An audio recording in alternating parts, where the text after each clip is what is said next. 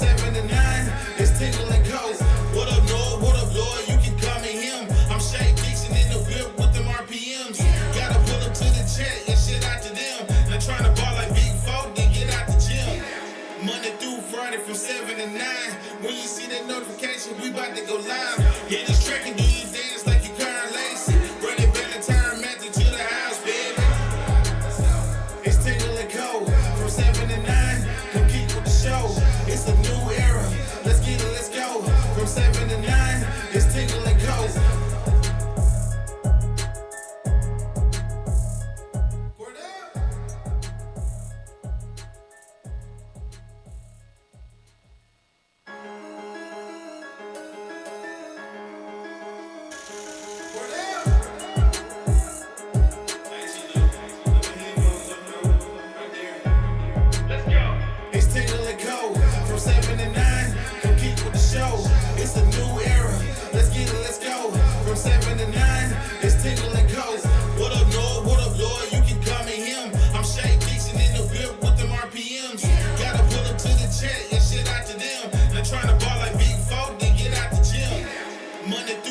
From 7 to 9, when you see that notification, we about to go live. Hit this track and do you dance like you Karen Lacey. Run it back and turn Matthew to the house, baby. It's Tingle and Co. From 7 to 9, come keep with the show. It's a new era. Let's get it, let's go. From 7 to 9, it's Tingle and Co.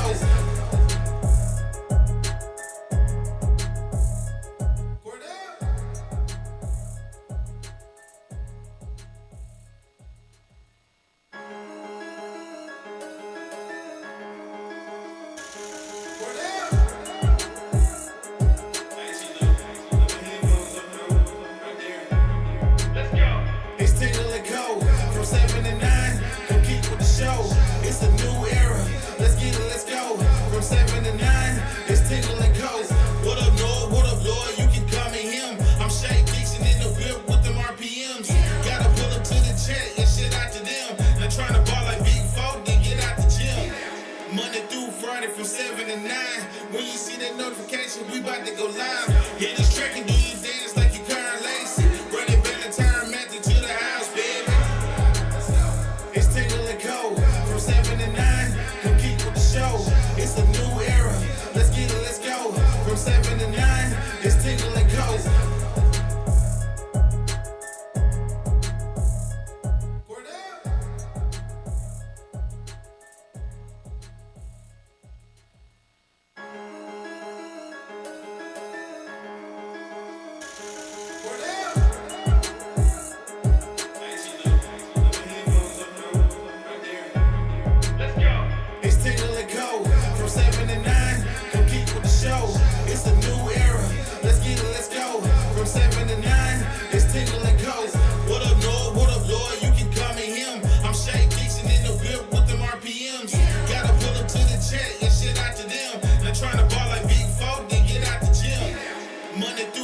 From 7 to 9, when you see that notification, we about to go live.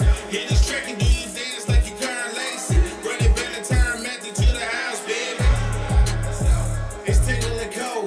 From 7 to 9, come keep with the show. It's a new era. Let's get it, let's go. From 7 to 9, it's Tingle and Co.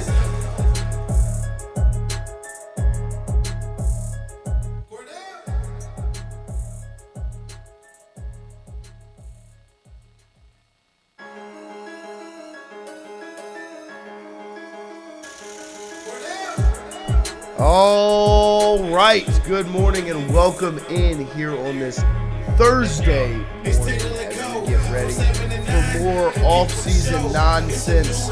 And every single day our show is brought to you by FanDuel, our friends over at FanDuel, who are the best sports book in the business. Make sure you open up that app, as I am right now. Load on in and check out the CFB lines for tonight.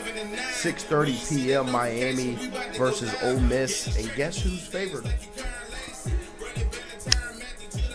What game's tonight? Miami. I think they're both tonight. I believe tomorrow. Yeah, Miami Miami minus 3.5. That's exactly the line. Right on. There, Lloyd Courtney. Yes. Miami minus 3.5 is their favorite. I used to tonight. push some pencils back There in the you day go. in Vegas. Over under 52.5 points. Sharpen up the Ticonderoga #2. That's it tonight. So make sure you check out FanDuel tonight as you get ready for Miami versus Ole Miss. We appreciate everybody getting in here this morning as we have a packed show that gets started early. We're going to get to Joe Schwarz ASAP this morning as the Tigers are in Athens to face the Bulldogs tonight. Number 12 LSU will look to get their first SEC win against Georgia as they play them tonight for their third SEC contest of the schedule. They are now number 12. LSU women's basketball is after suffering 2 straight losses to Vanderbilt and Kentucky. But LSU has dominated this Georgia team as of recent history under Kim Mulkey. They'll look to continue that tonight after their first 0-2 conference play start since 2010-2011 when they lost to Tennessee and South Carolina back-to-back to open up that year. So tonight, the Tigers versus the Bulldogs. We'll have Coach Schwartz in here in about 5 minutes to give you a quick 10-minute preview of the matchup tonight, talk about some of the struggles from these past couple of games where the Tigers really have not looked their best, which is extremely unfortunate as they look to get back on track versus the Bulldogs tonight. And then we'll have Zack Nagy at 9 a.m. this morning join us as he will get in and discuss all of the transfer portal mess, the contracts getting leaked, the legal battles going on. Players, are they entering the portal, are they not? Who's LSU getting? What have they already gotten? Zack Nagy will join us to talk about all of that at 9 a.m. this morning. But Lloyd, Wyatt, good morning. How are we doing? Good morning, sir. How are you? That quarter zip is mighty sexual, my friend. Shout out Jay Johnson, LSU baseball. It's actually his. Shout out to Jay. I think it would look a little bit better if the black accent was a white accent. Yeah. It would be aggressive. But the black on the LSU uniforms always throws me for a loop. It looks good in the does. baseball sense for the most part, and it does look good. Put a little white on accent you. right here. Yeah, I like the What white. if it was gold? The gold would look good too. That's a good call. Yeah. Do you think they went through like meetings and like I'm color sure they swatches? probably have it all. Yeah. They probably just like release it all, let people, whatever. Give it to Blake. Yeah. Yeah, let Blake rock it. Yeah. That McMahon has been rocking this one. Oh. He's got, but I do love the respect to the LSU baseball logo that everyone shares. So beautiful. 8? What? 7. National championships? 8. 8. Would it be uncouth to have like 8? Do like 8 little stars around. Yeah. Like a 5-star General I like Douglas that. S. MacArthur. I think you wait till you get to 10, and then I think you do Which 10 will be in, stars. what, 2 years? Did he do the Phil Jackson? It's just an X. Yeah, you Yeah. can do that. That would be hard. Which was kind of a flex, as It dumb is as it a looked, but flex. it was like, damn, I know what he's talking about. yeah, it'd be Flex. beautiful. That is a flex for sure. But we'll get into all of it this morning. We're going to get to Joe Schwartz here early this morning. A quick 10-minute interview as he gets us set up for tonight, LSU versus Georgia. So I know we just got started, but we're going to take a quick break. We'll run these ads. We'll get Schwartz set up, and we'll be right back to get you ready for LSU versus Georgia tonight. Wardos was created in honor of Alan Ward Granting III, fondly known by family and friends as Wardo. In 2019, the oldest brother of the tribe passed away unexpectedly. His remaining siblings and loved ones wanted to honor his memory in a special way. In 2022, Ward's family decided to combine the need for a sandwich shop in downtown Natchez with a desire to pay tribute to Ward's love of good friends, good times, and great food. Through blood, sweat, tears, and countless hours of hard work, Wardo's was born.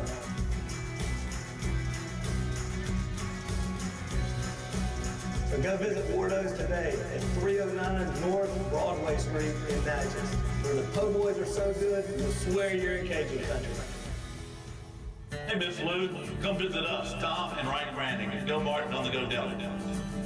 Go Mart has clean restrooms, community coffee, an awesome beer cave, and a great selection of anything you may need.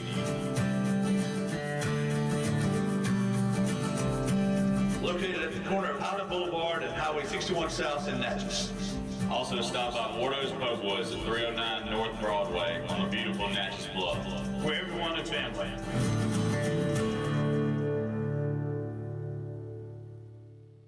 When it comes to your home, the roof over your head matters. At CAS Roofing, we don't just install shingles, we build peace of mind. With years of experience and a commitment to craftsmanship, our team shows up on time, gets the job done right, and treats every project like it's our own home. Whether it's repair, a replacement, or storm damage that caught you off guard, CAS Roofing is ready. We're local, we're dependable, and we stand behind every nail, every shingle, and every promise we make. Because at the end of the day, it's not just about roofing, it's about protecting what matters most. CAS Roofing, built on trust, backed by quality.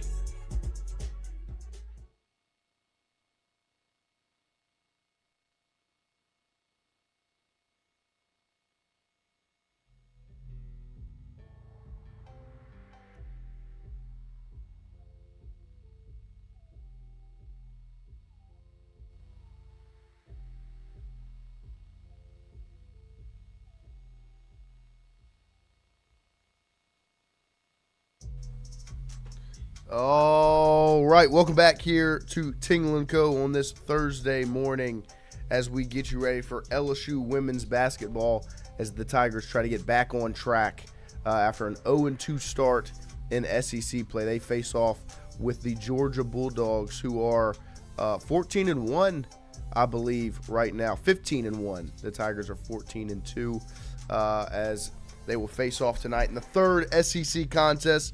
And we are joined by Joe Schwartz, assistant women's basketball coach, who makes some time for us this morning. Coach, good morning. Thank you for squeezing us in your schedule.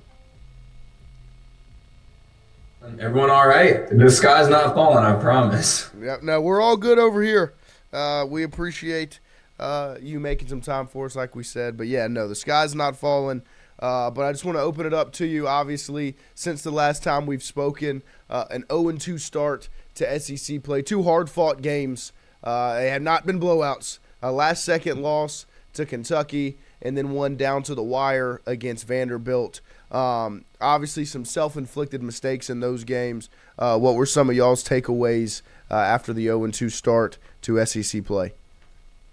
I think the biggest thing is you got to realize that in this league, everyone's going to give you their best shot, and we found that out very early. Now 2 top 10 teams that we've lost to, but in order to get to where we want to go, we've got to learn from those losses. And the goal is to be playing our best basketball late February into March, but we've got to focus on ourselves right now. And I think from the Kentucky game, a lot of, like you said, self-inflicted wounds, so to speak. Offensive rebounding, really rebounding, period. What was the big one in the Kentucky game. And we spent a lot of time working on rebounding after the Kentucky loss. I think focusing on possessions, understanding that it is a game of possessions, and that even if you get beat on an offensive rebound or you turn the ball over, it may not matter in the moment, but when you go back and look at it, those things add up. So I think after the Kentucky game, it was a toughness thing. It was a mental thing. And we worked on rebounding a lot the next couple of days. And then you go to Vanderbilt and you out-rebound them by 20, but you still lose. So you've got to figure out, why did we lose? Well, we out-rebounded them by 20, but they had 14 offensive rebounds for 20 second-chance points. So, okay, maybe it's not just rebounding. So then we dive into the turnovers. We had 22 turnovers against Vanderbilt. Why were we turning the ball over? Was Vandy really that good defensively, or were we that bad offensively? So it wasn't one of those screaming and hollering film sessions. It was hey, we're going to show this on film.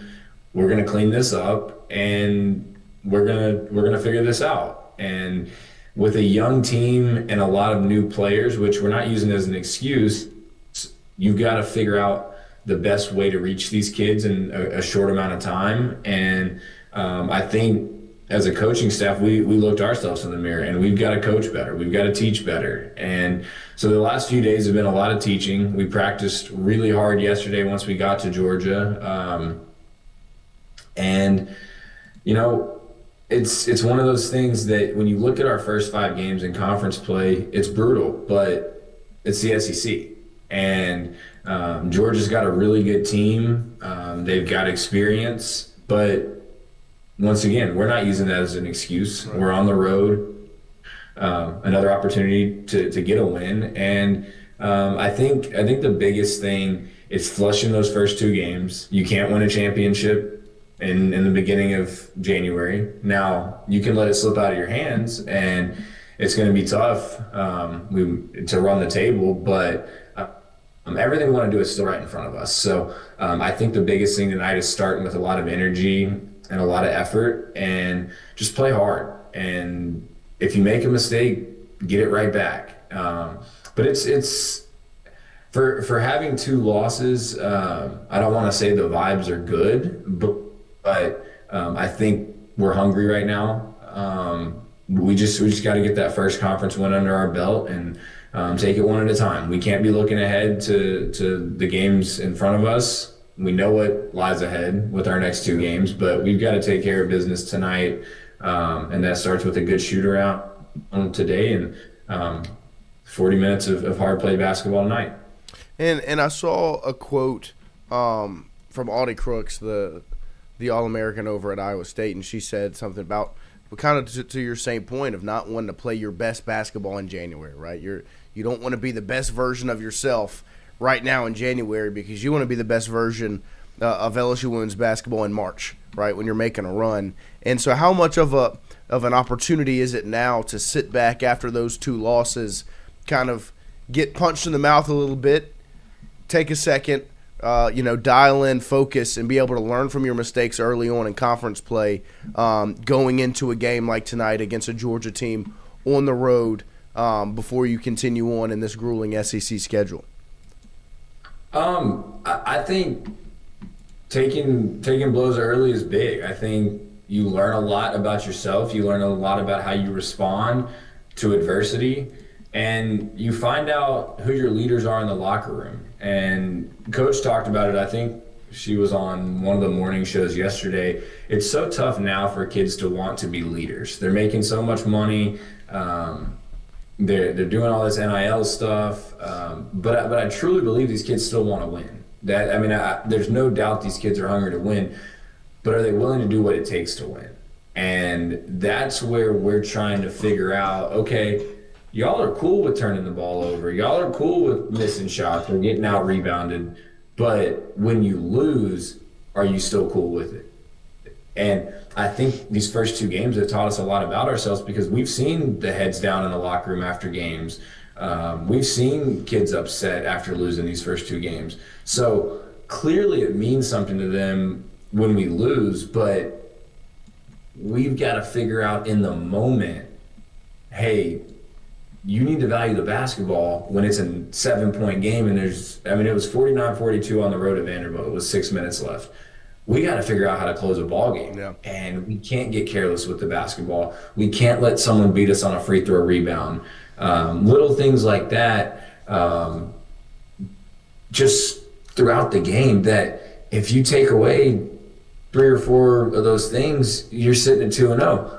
But on the flip side, we're 0-2 right now, and if say the girl from Kentucky misses a 3-pointer, say we clean up 2 or 3 things at Vanderbilt, we're 2-0, rolling into Georgia, feeling great about ourselves, and none of this stuff surfaces. So right. You'd rather it surface now at the beginning of the conference season, when you can really focus on it in practice and try and fix it, rather than it happen in late February or early March and your season ends because of it. Is there a good morning, sir? How are you? Good morning.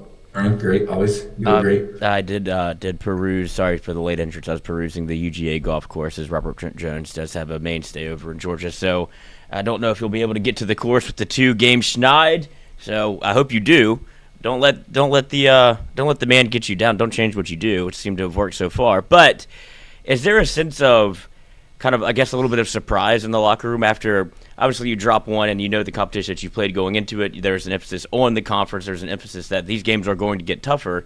But as it still felt like we can kind of beat anybody if we play our best brand of basketball. So was there almost a little bit of like, whoa, we got punched in the mouth twice, as opposed to take one and it's like, okay, let's reset, recalibrate. But then to drop a second one, even that took me by surprise because I expected the LSU Women's Tigers basketball team, the Kim Mulkey bounce back, if you will. Yeah, I mean, I think the first one was tough, especially at home, conference opener. We've only lost, I think that was our 6th game we've lost since we got to LSU at home. And I think 2 have been to South Carolina. So I think losing at home was tough on all of us because we had a great crowd. We're used to playing in front of those fans, and you got to take care of business at home. We didn't.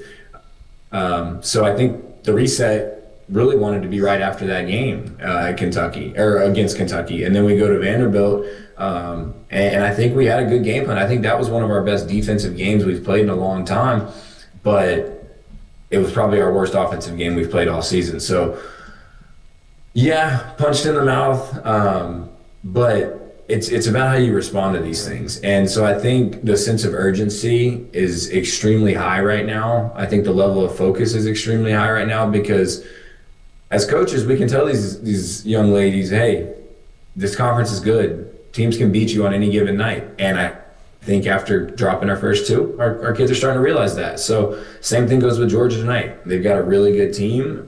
They're scrappy. They've got really good guard play. They rebound the ball well. And if we're not ready to play tonight, you drop to 0-3. Yeah, no, I mean, what are just before we get you? I know you gotta roll. What are just a few of the key things y'all are focused in on tonight versus Georgia, getting back on track and getting this thing rolling?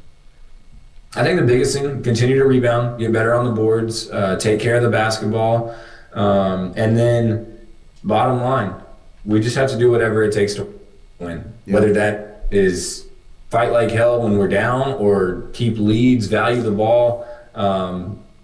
Just get out of here with a win tonight. It may not be pretty. Georgia's a very, very scrappy team on the defensive end. They're very well coached. But I think just a level of toughness that we have. I mean, we're tough, but we haven't been tough enough the past 2 games. And I think tonight it's a 40-minute battle and just play as hard as we can and make sure we're getting on that plane after the game with a win and heading into Sunday with the chance to go 2-2 in conference. We've got a big one Sunday. Everyone knows that, but we can't look ahead to that one. Right. It's sold out. We're excited about it, but we don't want to be going home 0-3 to a Texas team coming into our house. 100%. Well, Coach, we appreciate you making some time for us this morning. Best of luck to you and the team tonight. We'll be ready to watch a Tiger win. Yes, sir. Appreciate y'all. Yeah, Coach, just tell us some positivity. Let's go. I can sense the what are we doing? Let's go. Come on now. It's just 2.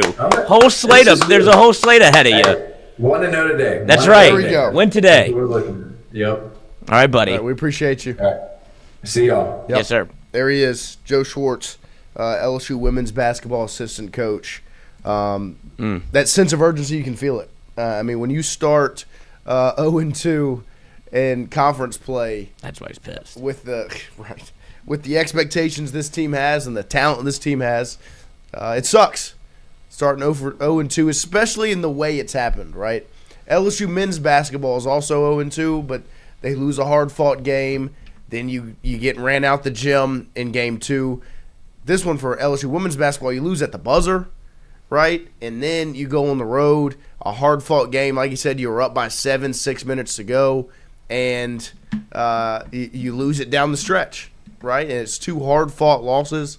And I really like the point he made where if you leave out of the PMAC against Kentucky and Nashville this weekend with wins, where they missed that shot and you hold on to that lead, you maybe don't face the issues that you have, right? You maybe don't come to terms with the problems and try to solve them or have the same sense of urgency to solve them that you do when you're 0-2.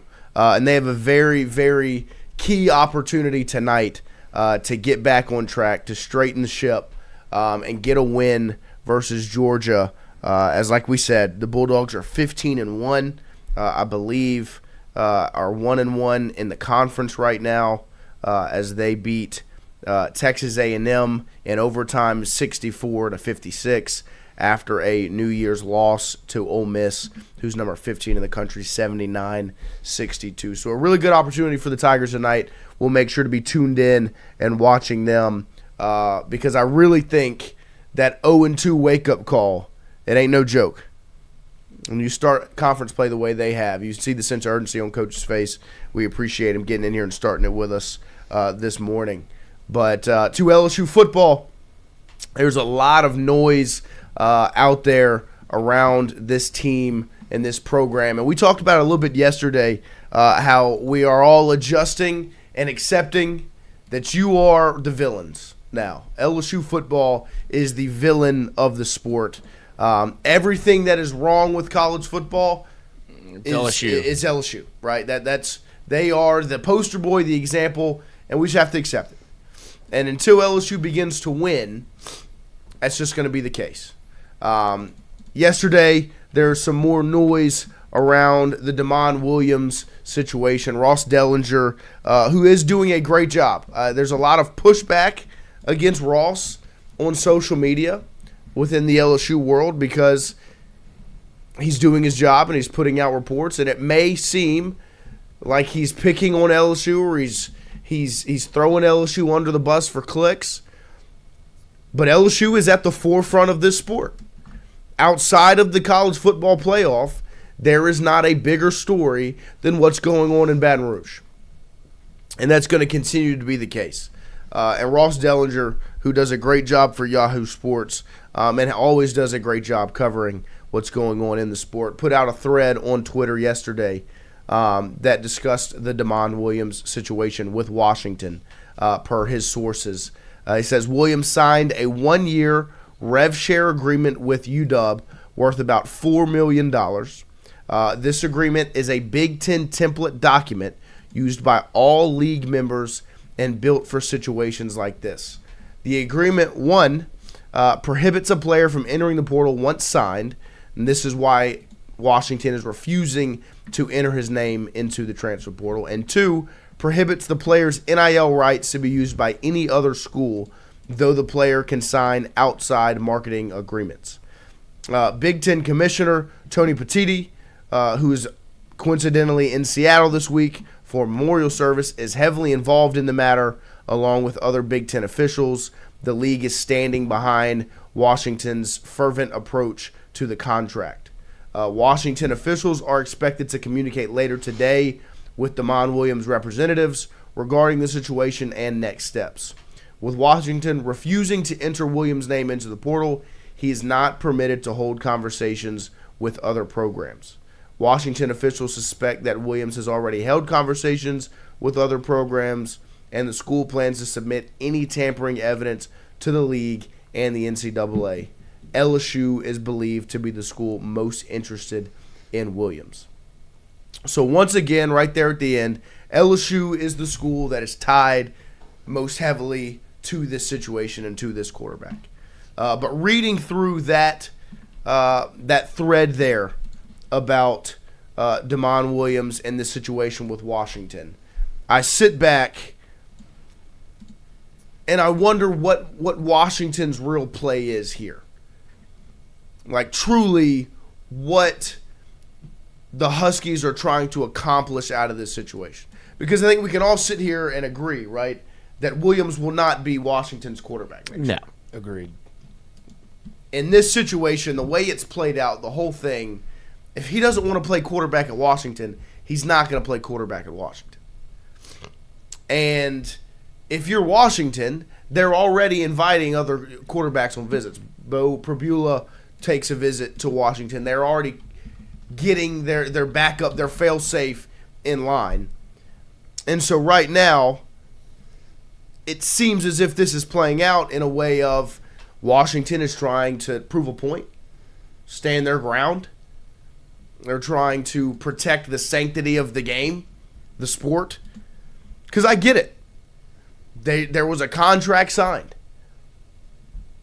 I am one that agrees that when a contract signed, it should be seen through. But at the same time, Williams is not an employee of the school. Washington has no say-so in what he wants to do. If he wants to unenroll from Washington and then enroll in school at LSU or at Ole Miss or at Miami or at Oregon, right? Whoever's in play here, because I'm going to try to take the LSU skin out of it. If he wants to unenroll from Washington and enroll at Oregon and walk onto the football team, guess what he can do? He can unenroll from Washington, enroll as a student at Oregon, and walk onto the football team. Because I'm pretty sure he can't play football at Washington if he's not a student at Washington. And if I'm Washington, why would I want to pay $4 million to a player that's not going to play football for me? And so, in reality, in this situation, my question that I'll ask, and I'll let either of you, if you have an answer, what power does Washington have? None. Nothing. They can't do anything. And there's already precedent for this, whenever people have mentioned this. And it's funny how things that happened in, I guess, the quiet of the night last year that didn't really get mentioned or made such a hullabaloo as when LSU and Lane Kiffin are now tied to a conversation that is literally the exact same, when Xavier Lucas literally dropped out of Wisconsin and enrolled at Miami as a student. He walked onto the football team. Now, what Miami chooses to do with their football money and their third-party deals is up to them. If you want to give it to somebody that's a walk-on, you're more than welcome to do so. Right. Just turns out he's played in every game. He's going to be in the National College Football semifinal as a starter. Whoops. Yep. What a great story. Well, but I mean, look at Reds laugh at Tulane, right? Yeah. He had to leave BYU. Let's dig into that a little bit. He had to leave BYU. He certainly was. He was going to be the starting quarterback, and there was no transfer portal. He unenrolled from BYU, enrolls at Tulane, walks on to the football team, and he's their starting quarterback the whole season. Chad Powers. So even though that wasn't a contract dispute or a tampering situation, it still shows precedent of unenroll, enroll, walk on. Yeah. Well, and if you want to say tamper, which I don't even know what that means anymore, but that would obviously have been, and if you want to go down that route, if Washington wants to go down that route, which is what Wisconsin did to Miami, guess what? That court case won't get settled for years. You just kick the can down the road and you cover it up with legalese, and nobody gives a shit after a year anyway. So it's not like if Washington were to sue LSU for tampering, these things, the times of change move slowly in the court justice system. Bum bum. Well, and all I know is if you're going to play that game, you better make sure you have your house in line. Because if you want to point the tampering finger and say, well, they're messing with our player, you better make sure you got your stuff straight. Because from what I know in this sport is everybody's doing it. Everybody that's legitimate about winning football games has a player on their roster that another school is probably upset about the way it went down. It's just the sport. That's the world we are now living in. So if you're going to point the finger and say tampering, right, and this goes for everybody. Ole Miss, you're not safe in this either. If you're going to say tampering, they're messing with our player, you better make sure there's not a player or two on your roster that another school says, well, actually, you reached out to this guy's roommate last year when he was on our team, and as soon as he hit the portal, he was a Husky. Right? I mean, I believe, the Washington head football coach, Jed Fish, was at Arizona not too long ago. And there were some players on this team, including one, Damon Williams, that were on the Arizona football team. He called Tyler Loop while he was in the Arizona head coach's office on speakerphone. That was like a tweet from when Jed Fish left Arizona. So, like, it's not like Washington's not doing it. They're just trying to prove a point. There's nothing they can do to stop Damon Williams from leaving Washington. And this could turn out to work in LSU's favor because of the Big Ten having the backing of Washington, because I would not think you'd have that same support if it were Oregon. You wouldn't be trying to feast on your own if it was Oregon going after Damon Williams and that's another team in the conference would be very much split as to what to do because they all share the same revenue money. Every school gets the same split, so they really, as a conference, we don't care if it's happening within the conference, but you inject the SEC, now you have the full backing of the Big Ten, and that's what I guess a little bit of the difference is, and the same thing with Wisconsin versus the ACC and Miami. That said, it's going to take, if you want to go down the legal path, like I said, this court case with Xavier Lucas won't be solved. They don't have another meeting until March 16th. No, you're going to keep kicking the can and that was this happened last year. He's going to play after the whole football this. season. Yeah, he's going to play the entire year, and right. There's really nothing. And if you're Washington and you do want to collect something, it would be liquidated damages, if I'm reading this correctly. Which is he hasn't done anything for you. You didn't pay any money yet. He hasn't. Yeah, you can't base this off past performance. He didn't have this contract in place, so he hasn't done anything. And all of this is much to do about nothing because literally just follow the script of, I'm dropping out of school, Mom. I'm sorry. Mm-hmm. Oh, wait, I found my love for school again. I'm going to LSU. Right. Mm-hmm. End of story. And that's just – and if Washington wants a couple of bucks for a buyout – fun coupons. LSU will pay it. If Lane Kiffin wants the quarterback to get him here, LSU will do what's necessary to get him there. Because if his contract's $4 million and he's trying to enter the portal for a better opportunity, and LSU's the team tied to this, what are they spending? 5? 6? Mm-hmm. This all goes back to the exact same thing. You can't stop a player from doing what's best for them. It's whatever people are willing to pay me to do a job, I can pick up and go do that job. Mm-hmm. And now it'll be interesting if this is kind of pursued the way that people want to expand upon this thing. It's like, oh, you can just buy people out of their contracts. Like, yeah, there's a world in which this does become very much a big college football issue, right, where it's a year-to-year deal and it's, okay, we re-sign. That's why the re-signing of everybody announced is very funny that it happened this year. You didn't see a lot of that last year. Now it's like, oh, we've retained or re-signed a player. It's like, well, now that doesn't necessarily mean anything because now I know the number and you've signed a contract. Well, you haven't played yet. And what's the deal? What do you have on paper? Right. Well, I'll just offer you more money. You can pick up and leave, unenroll, and then you can enroll at this school. So having a contract really that's going to prove that it doesn't really mean anything unless you want to honor that contract, and then it's, no, I told them no. I'm going to do what you asked me to do, but it doesn't mean anybody's safe at this point because that's what Washington is now learning the hard way. And it doesn't mean it's just LSU. Miami wants him too. Right. Oregon wants him too. But I just brought up the Oregon thing because they're in the same conference. And this could happen to anybody. And so that's where I'll say it's not the best for the sport. No. Only if it benefits you. Right. We're not pushing back hard against it as LSU fans because we're trying to get that quarterback to play in Baton Rouge next year. But part of it. This isn't the best for the sport. No. But at the same time, coaches can do what?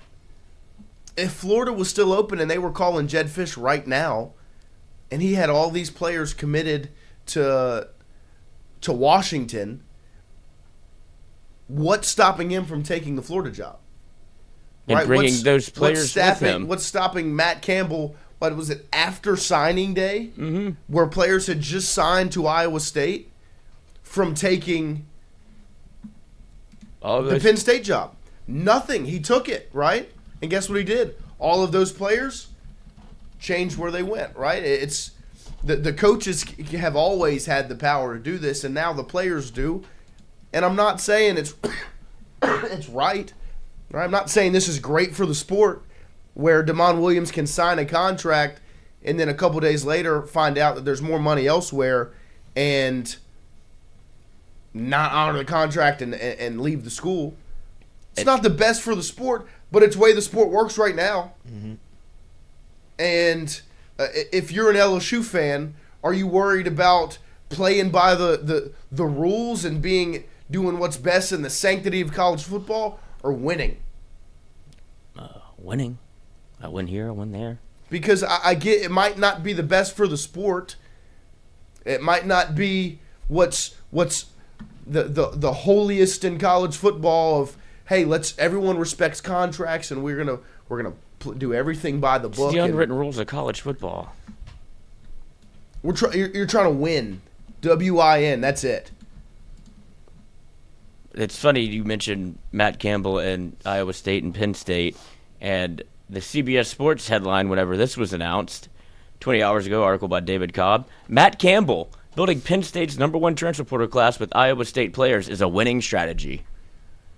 Nothing to do about tampering or any of that. I mean, I get that this is a little bit different just because you're following your coach and you have the ability to hit the portal after your coach leaves if you want to go play for him. Yeah, but absolutely, if it's all. If it was Lane Kiffin, LSU, and Ole Miss, if Ole Miss wasn't right, if Ole Miss wasn't, and their players were leaving, and I think that's what kind of also was good for Ole Miss for being able to do this. And Pete Golding, go do your Lane Kiffin thing your way with the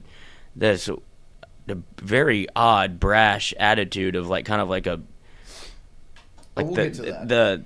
the public school kid that went to private school, like, oh, I didn't know how to tuck my shirt in. Like, this is bullshit. Like, whatever, fuck it. Like, I get it. Like, right. Cool, do the Southern thing. You want to like enjoy the Hammond in you is strong. Mississippi man. Yeah, I get it. But it's just funny how all of this is playing out because, like you said at the top of this segment, this is who LSU is now, and right. You're very much comfortable, at least Lane Kiffin is, because everywhere he's been the black hat, and at some point you do have to embrace it because it is who you are, and it's not the first time, nor will it be the last time, nor will it be the last time that we've already been down this road. LSU knows how to handle these things. The fan base knows how to handle these things. First thing, you do what you said whenever Kim Mulkey came over, MAGA Mulkey, and I could take this mask off and, whatever. It's like, look at her. Ugh, disgusting. Her players hate her. It's like all of her players are here to celebrate her coming to LSU. Mm-hmm. And then the player that she beat, she was at Simone Augustus, who was at LSU and lost to her.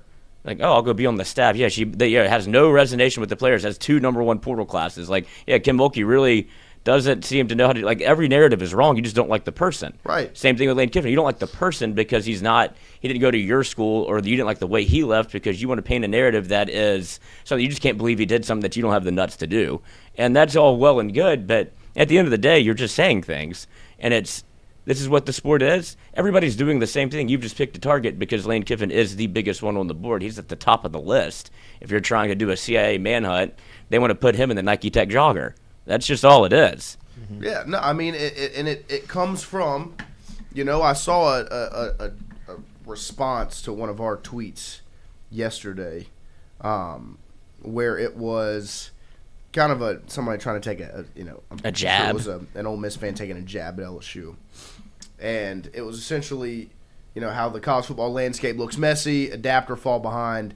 And an Ole Miss fan says, LSU has a lot of adapting to do in this new landscape. LSU has the same record as Minnesota during the NIL era. What I will push back, and to the point you just made, the reason Lane Kiffin is the poster boy for the problems with the sport, right, is because he adapts better than anyone else. And has always been in lockstep with the changes of the sport. Oh, players can just unenroll from a school they have a contract with, go enroll somewhere else, walk on and play? Yep, okay. Do it. That's the thing that I think bothers people the most about Lane Kiffin, whether it be whenever Nick Saban, first of all, had a tough time beating him, right? And so he goes, well, I don't like the way that offenses run in college football. There needs to be a rule change. They're like, Nick, you're not going to win this one. And he goes, fine. I can't beat them. Join them. You're coming to my staff. Right. And so Lane Kiffin, at the forefront of how college football was moving, is like, works perfectly for my offense, how y'all set the change, how y'all do the clock, all of these things. I'm going to be innovative in which the rules allow me to do. Same thing with the player injury. He was the one yelling from the clouds, like, change this. This is dumb to be able to fake an injury. Change it? Guess what? I'll do it the most. I'm going to abuse it. Exactly. And that's why people don't like Lane Kiffin, because he exploits things that he thinks may be fair or unfair. But it's not his job to make the rules. It's his job to do a job. If there's not a rule in place and y'all aren't going to fix it, guess what? I'm going to cheese it. And that's like, people don't like it. I'm sorry. Like, I'm not the one that's in charge here. If you're going to let me and continue to let me do it, I'm going to do it. And that's what people don't like Lane Kiffin. He exploits the system. And that's not a bad thing. That's what smart people do. Why do you think rich people don't pay taxes? Like, that's the way the world works. Loopholes. Whatever you find the thing that works. And it's like, well, I don't have to do it. Look, if you move your money over here and you develop an escrow and an LLC and then you move it here, it's like they don't actually tax that part of the business. You can write it off as a 501c3, and now it's a gift-giving thing. It's a donation. And it's like, okay, like if you're smart enough to do it that way, do it that way. Looks like you are. But Yeah. been around the block a little bit. No, I completely agree. And I do want to play that clip of Pete Golding as well to open up the next segment. But yeah, that's why he is the villain, right? Because, one, he's easy to blame right now because of the way this all went down with, and I do want to play the Jimbo clip later as well. What a I know. He's easy to be the villain in that standpoint of he left this team that's going on a championship run and to go to LSU and all of that. But he's also easy to point as the villain because he's always in lockstep with the changes that might not be the best for the sport, but it's the way you win. He was the first one to go, hey, transfer portal, all right, let's do it.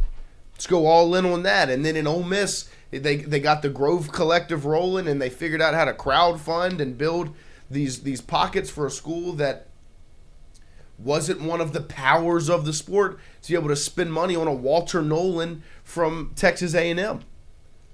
Right? And then you continue to move forward, and he knows how to get the right lawyer to my quarterback to try to put him in position to be eligible next season, right? And continue to push for all of these things that you're seeing right now. And as it might not be good for the sport, but as of right now, it's good for LSU because they've got the guy that's in charge to lay it all out. Since when do we punish innovation? Right, I thought we celebrated America being the first on the moon. Like you're pushing the laws of time and space, and is that not innovating? Going to the moon? I thought that would be celebrated. Lane Kiffin's an innovator.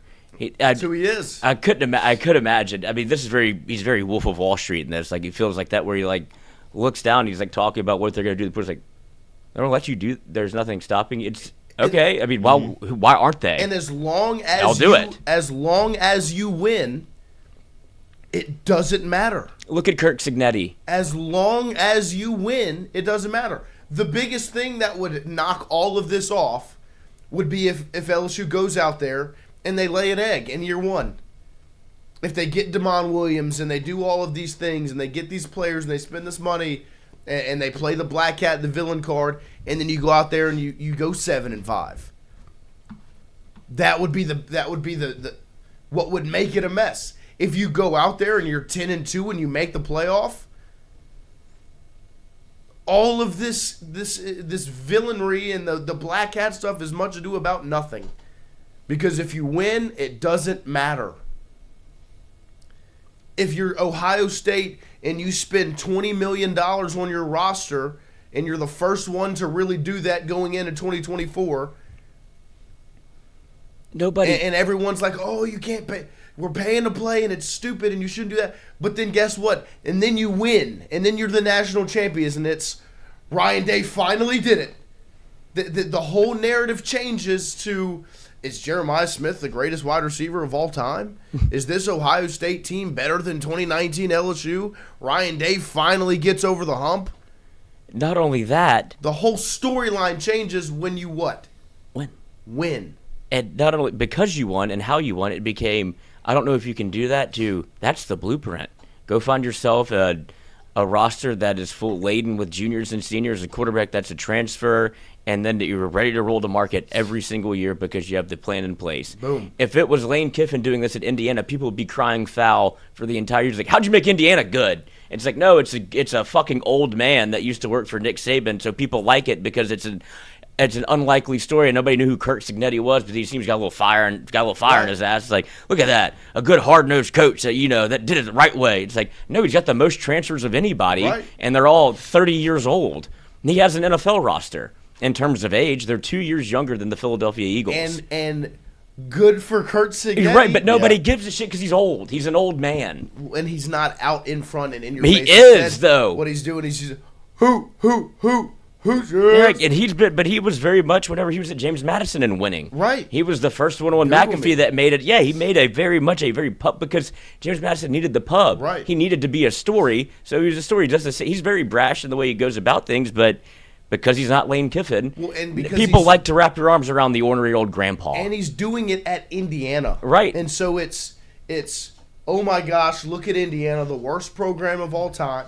Literally. Finally found their winner, and nobody's pushing back. If Signetti got hired at Ohio State and was doing it there, it'd be looked at differently. Lane Kiffin doing it at Ole Miss is looked at one way versus him doing it at LSU, which is a power of the sport. That's actually like when a powerful program and it's no longer the beautiful little underdog story, it's different. Tony Stark's no longer in a cave. No.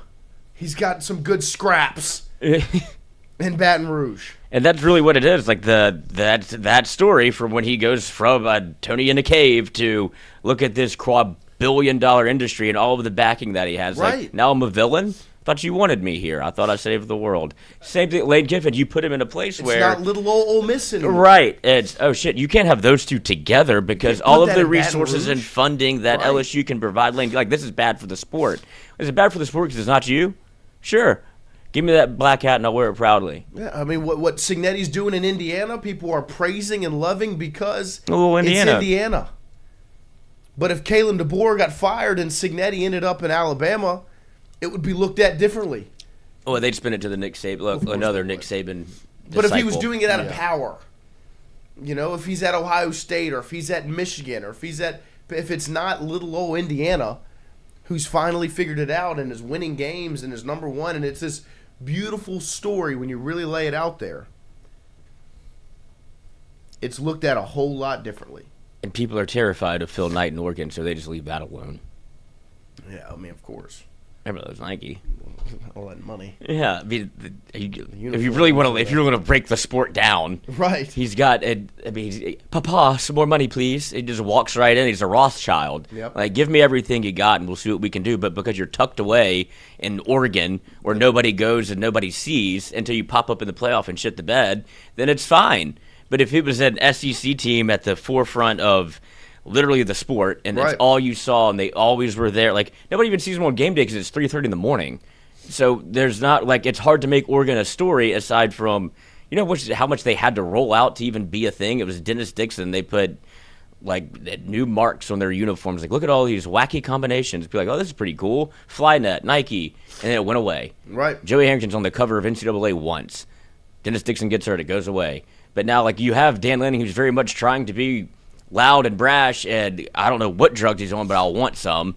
But, like, it still doesn't make it – it's still a non-factor. If it was in the SEC, it would be a bigger deal. Kirby Smart, well, he's Right. won too much. You can't say anything to him. He has 18 DUIs out there. Nobody cares because you're winning. That's George football. Because you win. It literally all comes down to one thing. Everything is okay in this world if you win. Have we not learned that about college football? I'm not learning that about life. You get away with a lot of things when you win football games. Literal murder. Like it's just the way the cookie crumbles. If you win, it solves literally everything. Just win. Joe Paterno, they didn't win. They didn't do nothing to him until they started losing. Until They were you like, lose. "We're in the Capital One Bowl. This guy's get this guy out of here." And they still found a fall guy. Like, Yeah. can't be Joe Pa. And then he Yeah. died. During the '80s national championships. Oh, look at this old man. You want to come to our camp? Yeah. And Just win. Just win. That's what I'm saying. They covered it up for years. 100%. Yeah, because they were winning. Because all you had to Yeah. do was win. And that's where LSU is now. All of this that people are upset and complaining about and so up in arms and angry. Win. And they tried to do it to LSU baseball, too, because Jay Johnson was Right. very much on the forefront of the portal, but good luck getting to an argument with him. Because you start talking shit to him, and then he starts talking, and you go, I don't want to do this anymore. I'm out. Never And mind. guess Go what? do your thing. And what has he done? Win. He wins. Because guess what? When you were upset about what Jay Johnson did in 23, when he goes and gets Paul Skeens and he gets Did you Tommy know who White, Paul Skeens was? No, he did. That's all it is. And even with but guess what he turned around and did in 25? He had a homegrown roster that he recruited together. He plugged a couple of holes with portal pieces from Utah Valley State and wherever Ianton was from, UC Santa Barbara, right?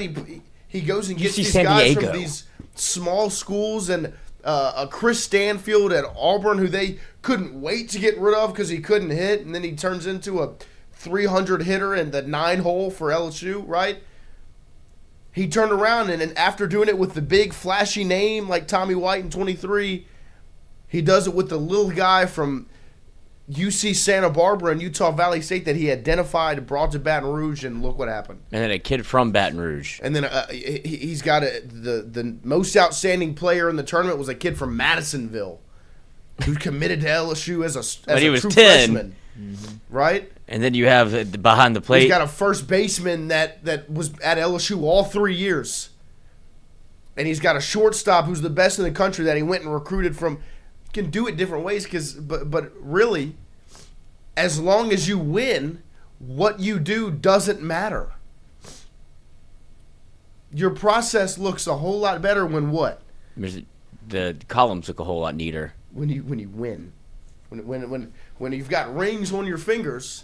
And that's what they're scared of. They're scared of it because I think everybody is enjoying this college football parody as to what it is, right? Like, oh, you have Indiana and, oh, Miami's back. Right. Yeah, they're doing everything above board over there. Let's pay for another abortion while we're at it. Like, What was none of this is clean. What was one of the first schools you were like, when this NIL stuff hits, it's going to wake something up in Miami. It's going to wake up the power players. Right? That's what you can circle the schools that are going to benefit from NIL. And even the ones that you didn't think would, but then when it starts to happen, it sure does make a ton of sense that Texas Tech is good at football now. Right. Well, what'd they do? Cracked open some oil. Yeah. Yeah, thank you. I'll be signing that. Yes, off to you, sir. Here, They bought a playoff bid. You witnessed it with your own two eyes. We're going to continue the football conversation with Zack Naggie this morning as we are in the thick of the offseason right now. Transfer portal underway. What's today? The 8th. We have 8 days remaining of the transfer portal as it'll close on January 16th. And make sure you stay up to date. And one of the best ways to do that is with Zack Nagy, who is on top of it on social media. He's going to join us in a little over 5 minutes this morning. Don't forget, every single day we're brought to you by CAS Roofing and Advising. You see the folder right here to my, I guess on the screen it's the left, but it is my right. CAS Roofing and Advising. It's not just another roof, it's our reputation. Call our guy Pierce Patterson, 225. Shoot. That's in there? 225. Where's that on the dial? 0619. 225-910-0619. Sorry, Pierce. Our guy Pierce Patterson over at CAS does a great job. The team over there. Make sure you call that number. It'll come on out. Hop up on your roof. Check it out for you if you've got a missing shingle. You got some grit in your driveway. If you got a roof that's 10 years old or older, it might be time for you to get a roof replacement. Him and the rest of the crew will come out there, hop on it, check it out. If you need a new roof, they'll let you know. They'll walk you through the process. That's where that advising word comes in. And if not, they'll keep you on the list. They'll let you know you're in good shape, and they'll walk you through everything after that. Make sure you call 225-910-0619. Make sure you like, subscribe, stay active in the chat. We're going to take a quick break here. We'll come right back with Zack Nagy, who covers LSU and Ole Miss for Sports Illustrated right after this.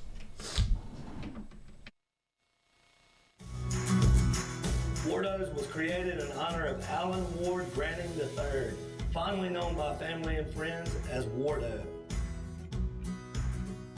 In 2019, the oldest brother of the tribe passed away unexpectedly. His remaining siblings and loved ones wanted to honor his memory in a special way. In 2022, Ward's family decided to combine the need for a sandwich shop in downtown Natchez with a desire to pay tribute to Ward's love of good friends, good times, and great food. Through blood, sweat, tears, and countless hours of hard work, Wardo's was born.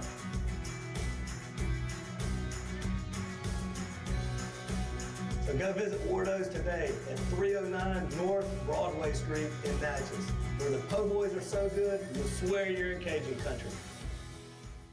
Hey, Miss Lou, come visit us, Tom and Wright Branding at Go Martin on the Go Deli. Gomart has clean restrooms, community coffee, an awesome beer cave, and a great selection of anything you may need.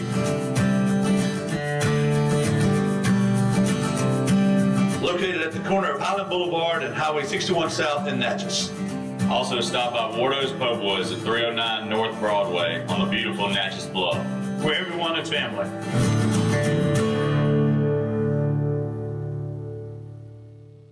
When it comes to your home, the roof over your head matters. At CAS Roofing, we don't just install shingles, we build peace of mind. With years of experience and a commitment to craftsmanship, our team shows up on time, gets the job done right, and treats every project like it's our own home. Whether it's a repair, a replacement, or a storm damage that caught you off guard, CAS Roofing is ready. We're local, we're dependable, and we stand behind every nail, every shingle, and every promise we make. Because at the end of the day, it's not just about roofing, it's about protecting what matters most. CAS Roofing, built on trust, backed by quality.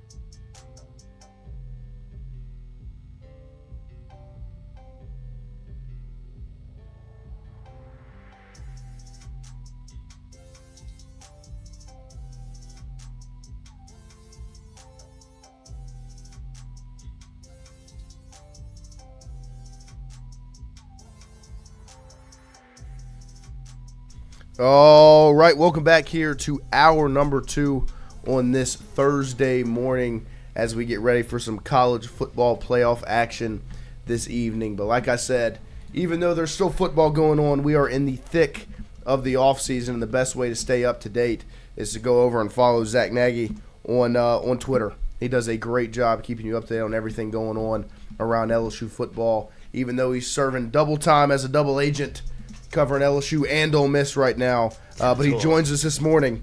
Zach, we appreciate your time. Good morning.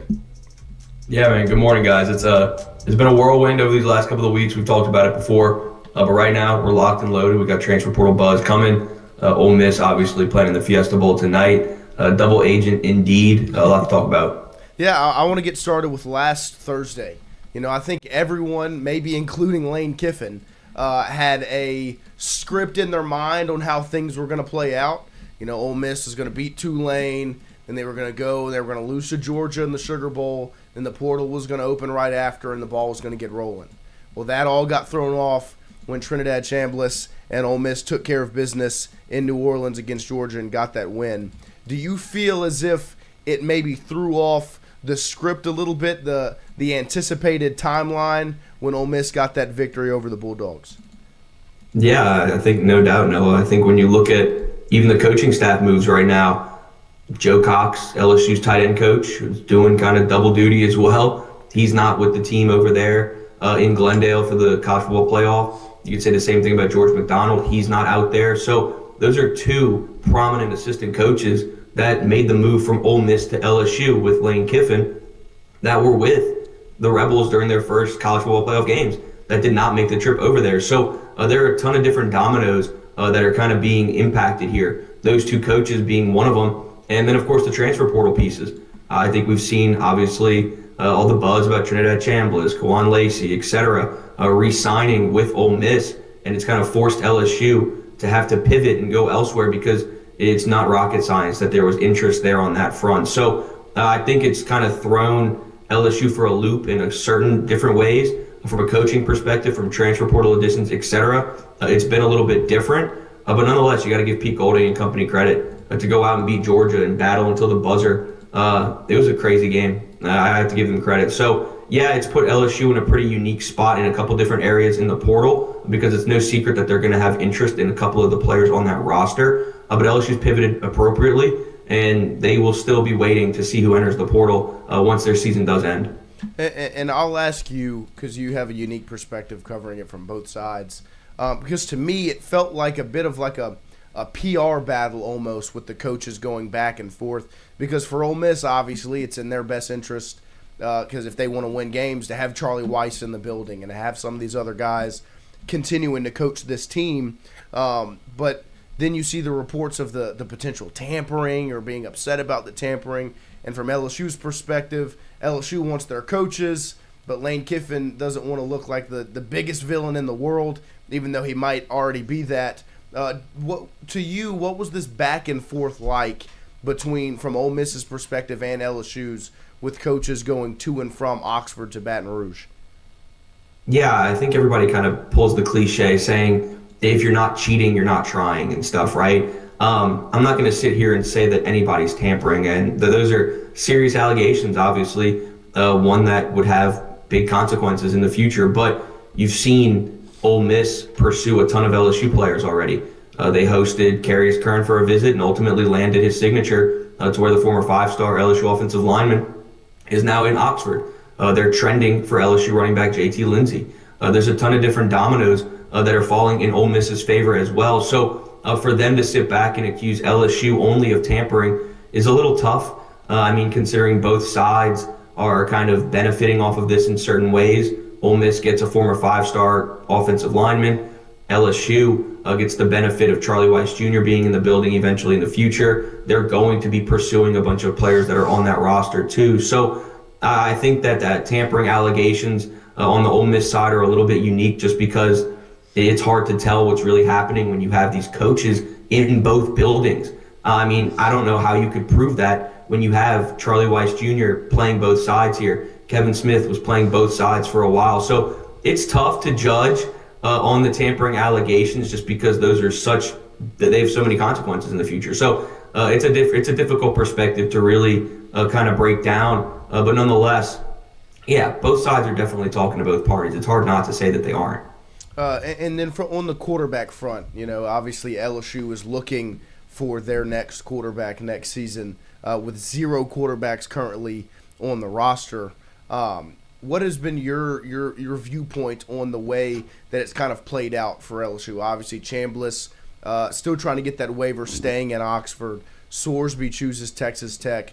Leavitt leaves and goes on other visits without a commitment, and obviously the DeMond Williams situation, how it's playing out.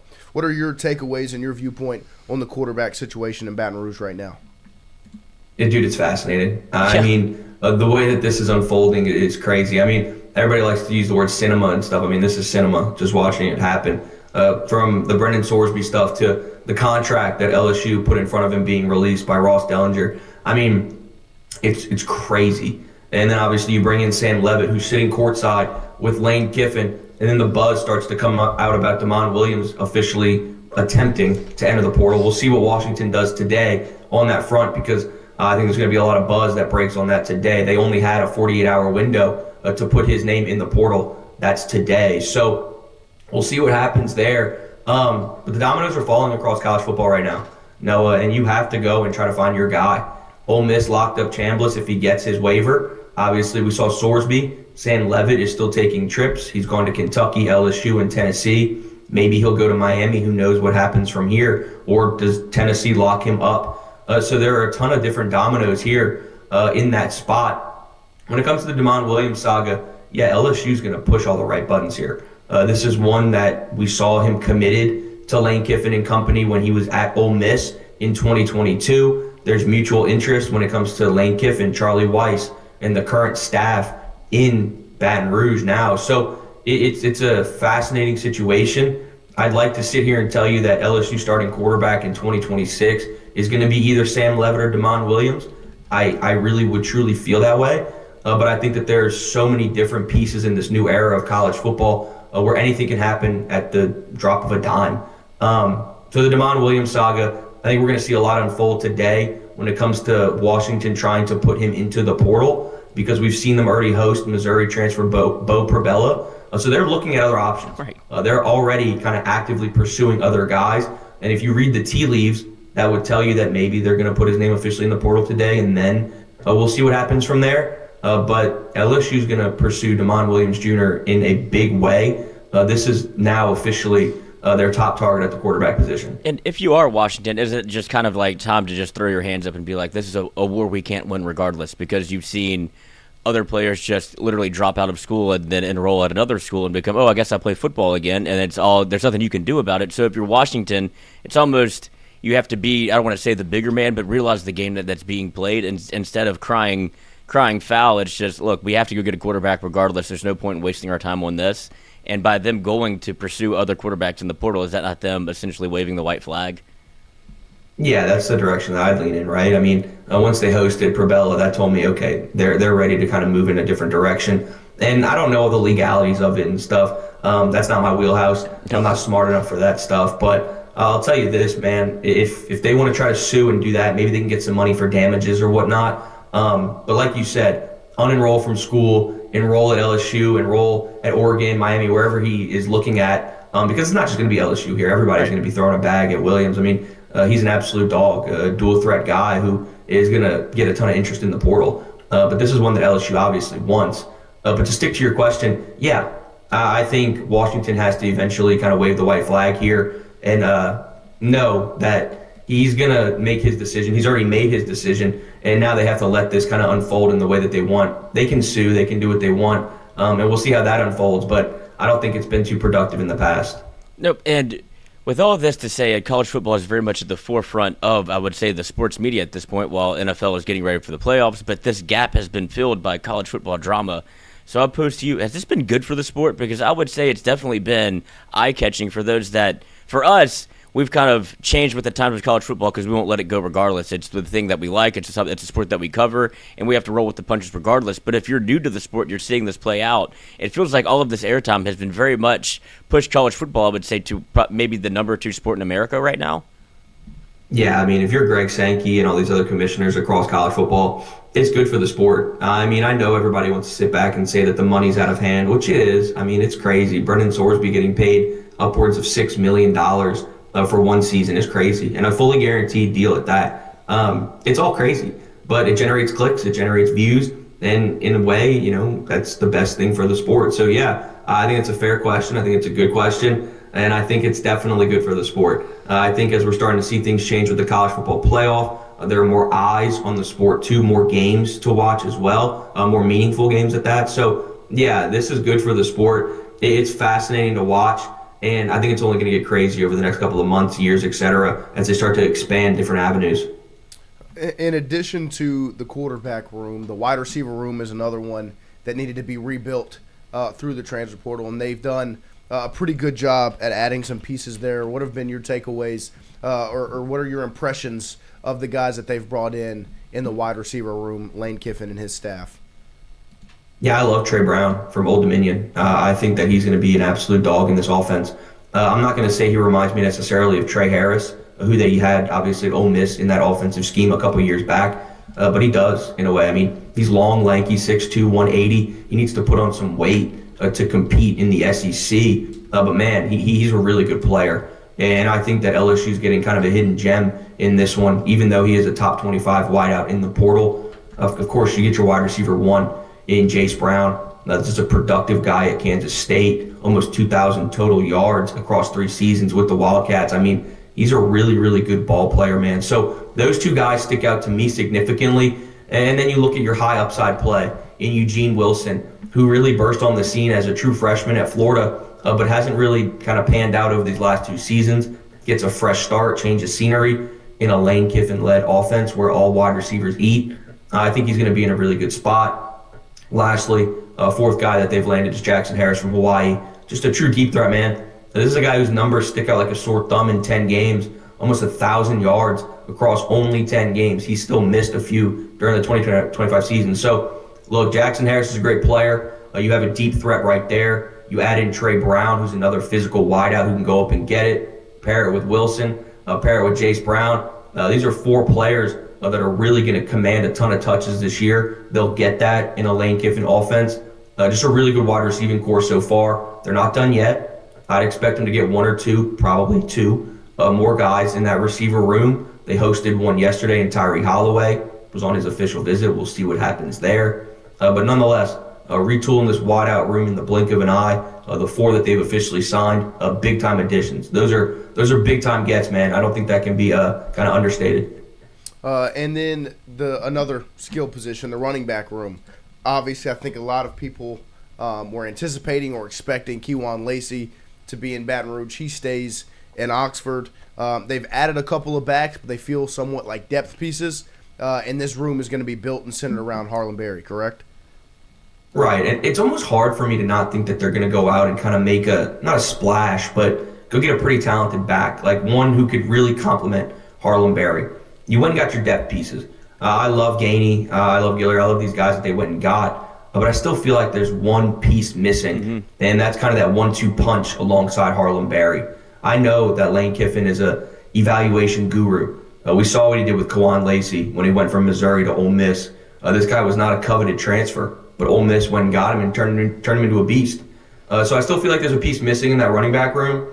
You're going to go get another guy. Is it going to be a splash addition, or is it going to be just another piece kind of from a depth perspective over there? So intrigued to see what happens there. Does Caden Durham stay? Caden Durham, obviously, you haven't heard much buzz on where he's kind of been visiting and whatnot on that front. Ole Miss is trending for other players. So does he follow Frank Wilson over there? Are other schools pushing for him? Oklahoma just got their running back of the future. So it's interesting to watch the Caden Durham domino. I'm really fascinated to see if maybe he returns to Baton Rouge. That's just a piece that I'm watching. And then the last position group really on that offense is the offensive line.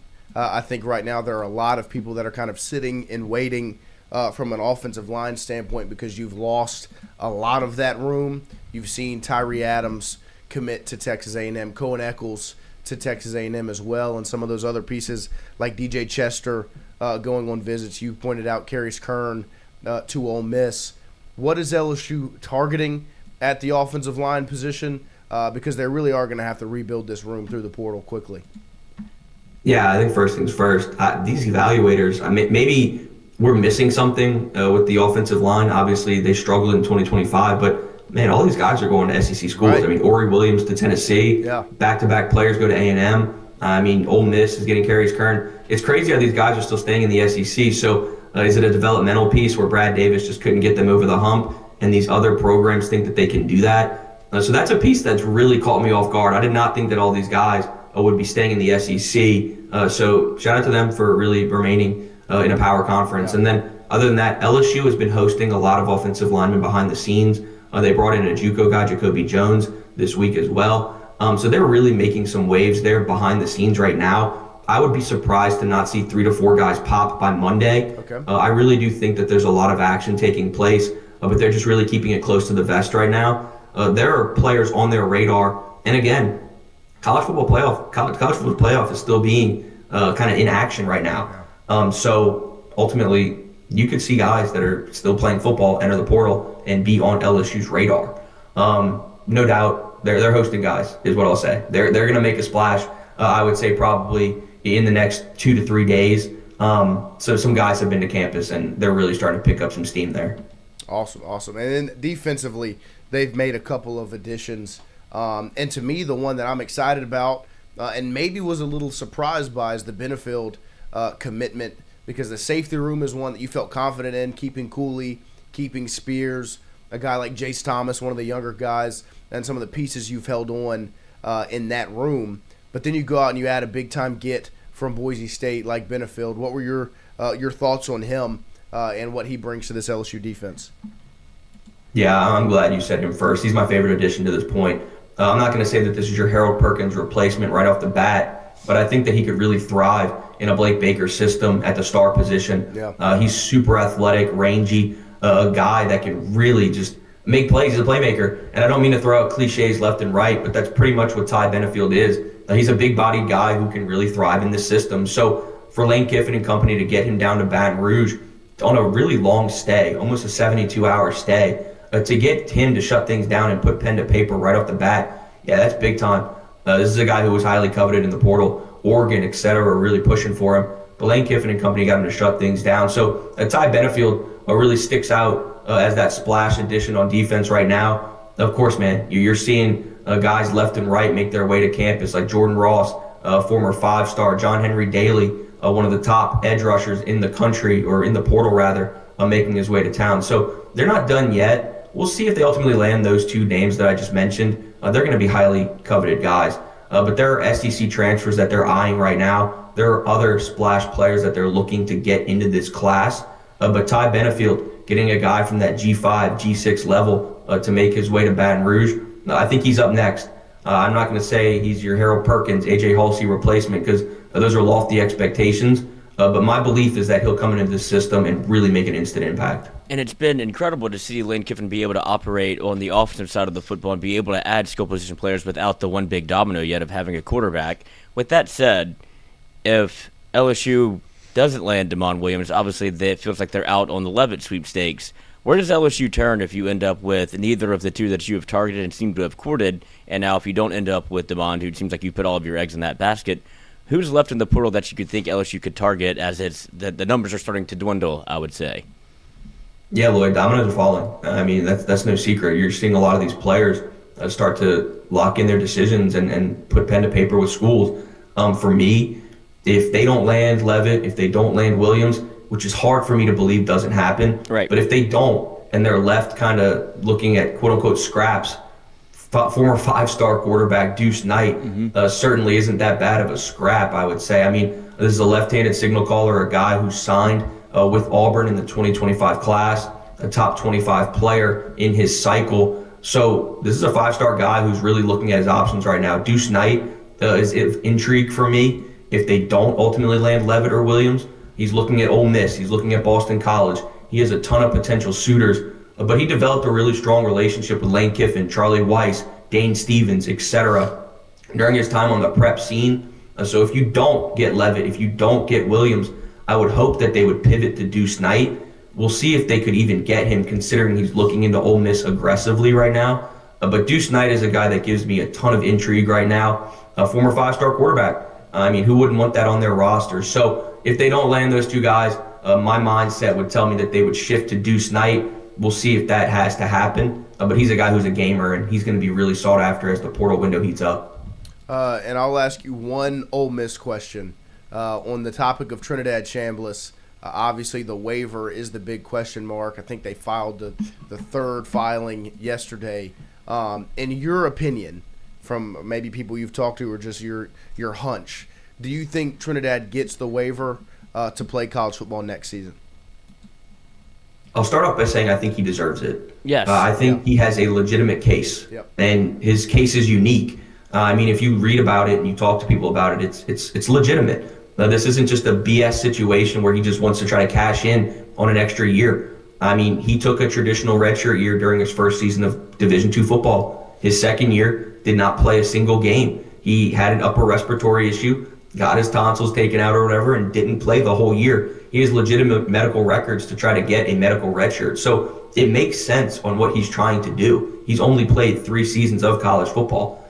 We'll see what ultimately happens. My gut would tell me that if you're already applying for this third piece here with his prominent attorney, Tom Mars, it makes it kind of show that it's becoming a challenge to get this waiver. I want to say he gets it because I want to see him cash in, but the tea leaves right now would tell me that they're clearly struggling to get this over the finish line, and it's continuing to drag out even further. I mean, man, he applied for it in November, and here we are, January 8th, right? And there's still no resolution on it. It's telling me that it's getting pretty tough on their end, but he does have Tom Mars in his back pocket, one of the most prominent attorneys in the sport. So we'll see what happens there, but man, I'll tell you what, it does certainly seem like it's becoming hard for him to become eligible for the 2026 season. Yeah, no, I agree with you.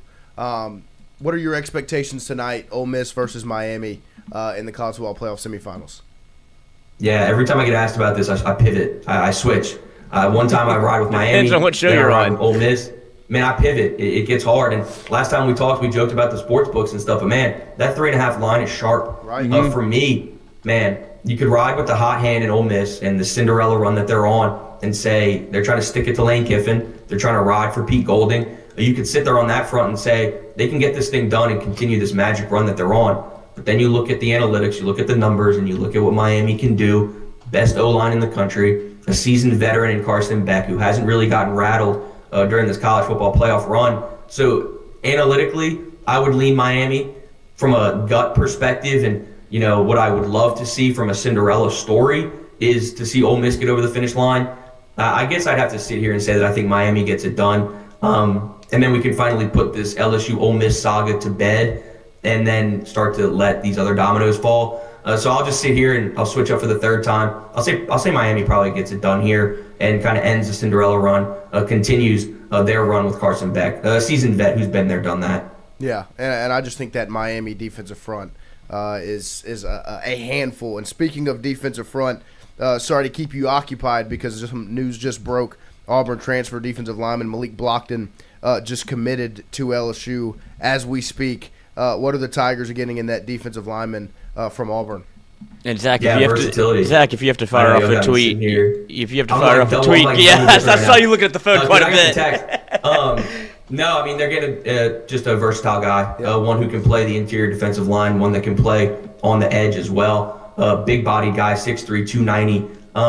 Truly one that can play multiple positions on the D-line. And give credit to Sterling Lucas. I mean, this guy's hit the ground running since he's made his way to Baton Rouge. Got him from South Carolina, and he's really crushed the recruiting trail so far. So they're getting a versatile guy, of course, in Malik Blockton. And ultimately, y'all got me looking at everything right now. A versatile guy, a true piece. And they're not done on that defensive line. I think you'll see some dominoes fall today on that front, too. So Blockton's a big addition. They have more coming on the D-line. Versatile guy, good piece. Yeah, no, I'm excited for the pieces they've added offensively in Kiffin's offense, but defensively, Blake Baker and the freedom he's going to have with those players. Zach, we'll let you get to firing off your tweets. We appreciate your time this morning, and we'll talk to you again soon. Appreciate you guys. Let's have a good one. Yep. Yes, sir. There he is, Zack Naggie, who covers LSU and Ole Miss for Sports Illustrated. He's about to get ready to fire off one of those coveted Zack Naggie tweets when the commits come through. Zach Charambas. Kept him a little occupied there. But he was doing this like he was cheating on a test. He was like, He's like something's going on. Yeah. Shout out to Wyatt. Wyatt alerted me here in the studio of the commitment, and shout out to Sabrion in the chat. Malik Blockton just committed to LSU. Nice pickup.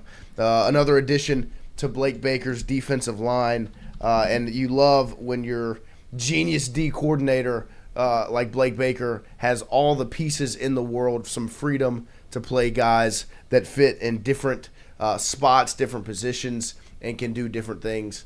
I'm excited to see what that defense looks like as they wrap up the portal. I do want to play that clip of Pete Golding talking about what did he talk about? The national championship trophies and Heisman trophies, and how they're all about trajectory versus tradition.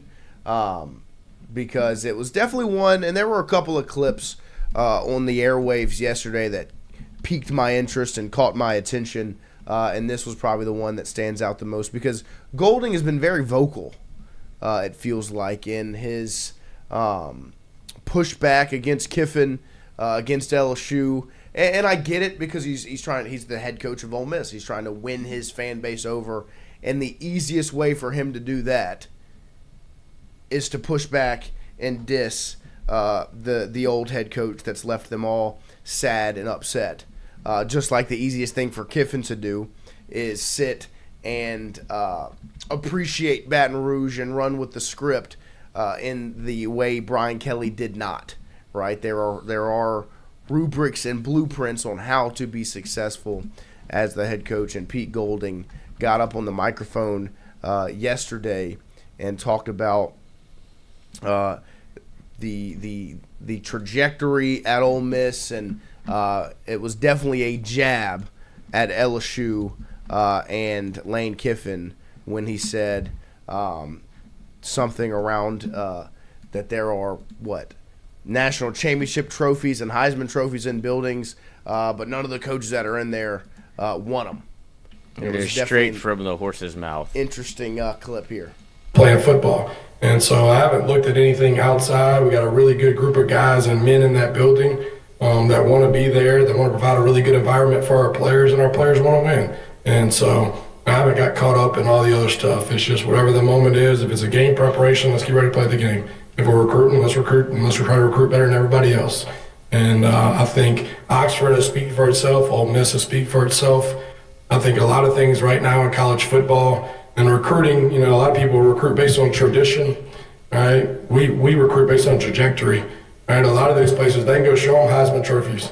They can go show them national championships. Nobody in that damn building won them, all right? So, again, it's where's it at right now? What's the direction that it's headed? And so our guys see that. I think the recruits see that as well. So And here what I'll say, Pete.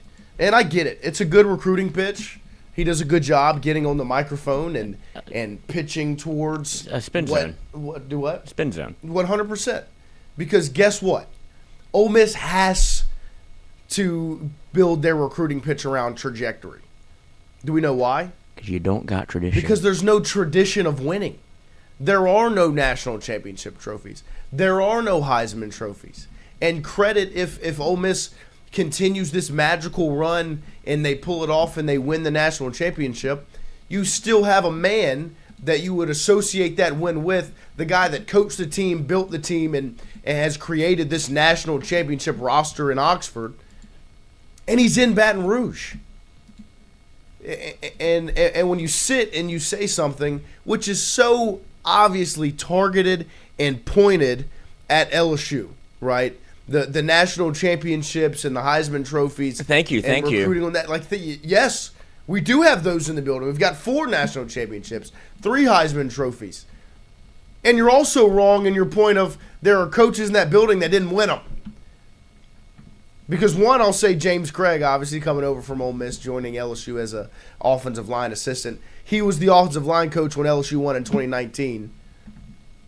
But there's another man sitting on the defensive side of the ball on LSU's coaching staff that not only was a part of that 2019 national championship team, but an integral part of recruiting and building that roster and bringing in the cornerbacks that led one of the better defenses in the country that year with an All-American freshman in Derek Stingley and Corey Raymond. So not only are there trophies in LSU's trophy case, whether they're Heisman's or national championship trophies, there are also coaches in the building that very much had their fingerprints all over winning those trophies. So congratulations, Pete, on getting the Ole Miss job and what you were able to do so far in this playoff run with Lane Kiffin's team and roster. But don't sit there and recruit based on trajectory, because LSU's what? LSU's doing this. And usually when LSU does this, what happens? What follows? National championship. National championship trophies and Heisman trophies. And now Heisman's. And the reason I know that is because based on tradition, LSU goes and wins rings when the trajectory is moving in the right way. And as of right now, with the coach that built the roster you are taking advantage of, right? The coach that has built the program that you are now running, he's in Baton Rouge now. A place that when they're moving in the trajectory they're currently moving, tradition would tell you they win rings. And there are coaches in that building, on that practice field, and on the recruiting trail that have had their hands on that trophy. And the one that I will point at more towards than anyone else is Corey Raymond. That man right there has his fingerprints all over that 2019 trophy. Sweatsuit assassin. And all over the golden years of LSU in the 2010s. And he is still in that room now. I mean, Pete, you got a lot to... I mean, don't sell Ole Miss short. Yeah, congratulations on the SEC Western Division champions of 2003 and your 2025 or 2026 Sugar Bowl win. Congratulations. But let's remember whose roster that is, whose program you are running right now. It's Lane Kiffin's, and he's in Baton Rouge, and he's looking at those. And he's got a coach like the man we just pulled up on the screen who's been a part of national championship programs and knows what it's supposed to look like and knows how it operates. So it was a good job on your recruiting pitch, Pete. I even threw an eye in there. But let's understand what we're talking about here. The man that you have so interestingly copied in your way of speaking, all right, told the guy that ran your program what's best for him is to take the step up and go to a place where there's not just trajectory, there's tradition. I bet when he came up with that in the shower, he said, "This is good." It's not. I'd argue it's a compliment to LSU. It is. Because, you're right. The 2019 championship, most of the coaches that won that aren't still here. You can say the same thing about the 2007 championship. Yep. You can say the same thing about the 2003 championship. So it's not about the people in the building. It's about LSU. The people in the building aren't what makes LSU special. LSU makes LSU special. So, yeah, that's the brand of LSU. I think that's a terrible pitch if you're Pete Golding. I don't understand it at all. National championship tradition versus Sugar Bowl trajectory. Yeah. That somebody said in the chat where hold on, let me find it. Oh, Sabrion. Your best player didn't get into Heisman consideration because of the logo on your helmet. It's a Heisman caliber player. He has his Heisman moment. Yep. And nobody talked about him at all because of where he is. Because where he was at. Wyatt, you're right. It's the building stays the same. Mm-hmm. The people come in and out. Yeah. They get older. LSU stays the same age. This thing is just a turnstile. Here it comes again. Back around. LSU still here. Yep. Doesn't matter if it's Nick Saban. Thank you. Les Miles. Ed Orgeron. Or Ed Orgeron. Now it's Lane Kiffin, and that's Pete. You have a football game to worry about. I get it. You can throw your recruiting pitch out there for LSU. Thank you. I appreciate that. And a damn one on there in that building. Actually, there's two. Two of them. Funny enough, because really, usually that point would stand, right? Like, they don't have anybody in that building that did. You would think, but actually, there's two of them. And even if they didn't, point still remains the same. It's not Alabama, where you need the one guy. Where are you without the one guy? Look at where you are now. You have your quarterback crying on the sideline and leaving the team to go to the NFL, and then you're crying for a new head coach because the one guy that built Alabama didn't build Alabama. No, built by Saban. Saban. Not built by Bama. LSU is built by LSU. People want to be here because of the brand. The brand doesn't need the people. Now, when you marry the two, it's never really happened aside from one time, and you had it for 4 years. It didn't even really you didn't get to see the tree grow. You were busy creating the giant, awakening the monster. You never fully got to see it awake. And so, but there's these little spurts in time every now and again where that monster gets a little you woke it up, and it's like, oh, wait, here we are. Hold on. And then it just a matter of who's working the paddle boards. And I hope Pete Golding's not using anything that's happened over the last 6 years to recruit, because that guy's not in the building anymore. Right? Where's he at? That's what I'm saying. Like, you can't. This is Lane Kiffin's team that he built. That's Lane's trajectory. So, yeah, that's Lane's trajectory. So don't use that to recruit, because that guy's not in the building anymore. You can't use that, apparently. No, he's in Baton Rouge, actually. Funny enough. And then there's a Jimbo Fisher clip that also was out there that piqued my interest as well. Jack off. It caught my attention as he got up on the microphone. What was it, the ACC Nation? ACC Network. ACC Network. He's sitting on the table. Good luck finding that channel. And I've never watched it, actually. Didn't know it existed. I wonder why he's on that show and not a college football head coach. Yeah, fair enough. Maybe because he fucking sucks. Didn't they pay you $75 million to get out of there? Yeah. But he decided to hop on the microphone and always a good time to talk. I tell you what, something about Jimbo's voice. It incites an emotion out of you. It's snake oil. Yeah, it's. I mean, it really does. I mean, if you put him in that 10-gallon hat and put him on off of the interstate in a used car lot, he'd be like, just don't trust what I'm buying from this man. But he's going to continue to try to sell it to me, and he'll wake up every morning and do it again and feel like I'm crushing it. Yep.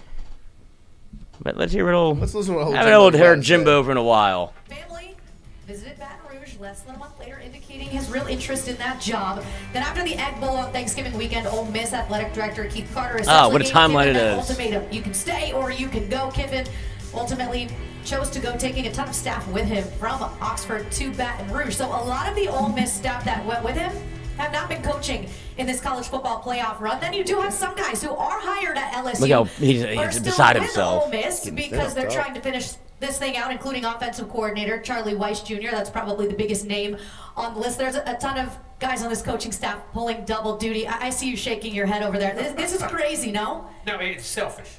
That's what it is. It's stupid. And because here's why I say that. He wanted to coach and thought he didn't get his way. So everybody get on the plane with me, you don't have a job. All right, and he makes them all go. Then he gets down there and takes a PR hit because it looks bad that you really don't care about the kids. Then he says, okay, you can go back. But here's where he screwed up. He thought they were going to lose. He thought they were going to lose to Georgia, and then the portal thing was all over with, and it was going to be all over with. And he said, oh, I'll look like a hero. Now he's got egg on his face because the real lane came back out. You know what I'm saying? And if those guys were allowed to coach your first game, they should be allowed to coach your fourth. Because those kids are doing something that you get one time in your life to ever do. Literally. That team. Well, just you. And those guys, one time. And as a coach, listen, I know I've left a job. I get that. But if you took them on, said they're never coming back, that's fine. You set the rules of the game. You don't change the rules in the middle of the game. And as a coach, it's hurting the kids and it pisses me off. But I will say this. It's a little easier to do nowadays because the off-field coaches back in our day when you were playing, you couldn't get on the field and coach. So it's a little different. These guys, now you can, which should have been back then. And so those guys have actually been the few guys that were in an assistant O-line or running back, whatever the position may be. That's enough.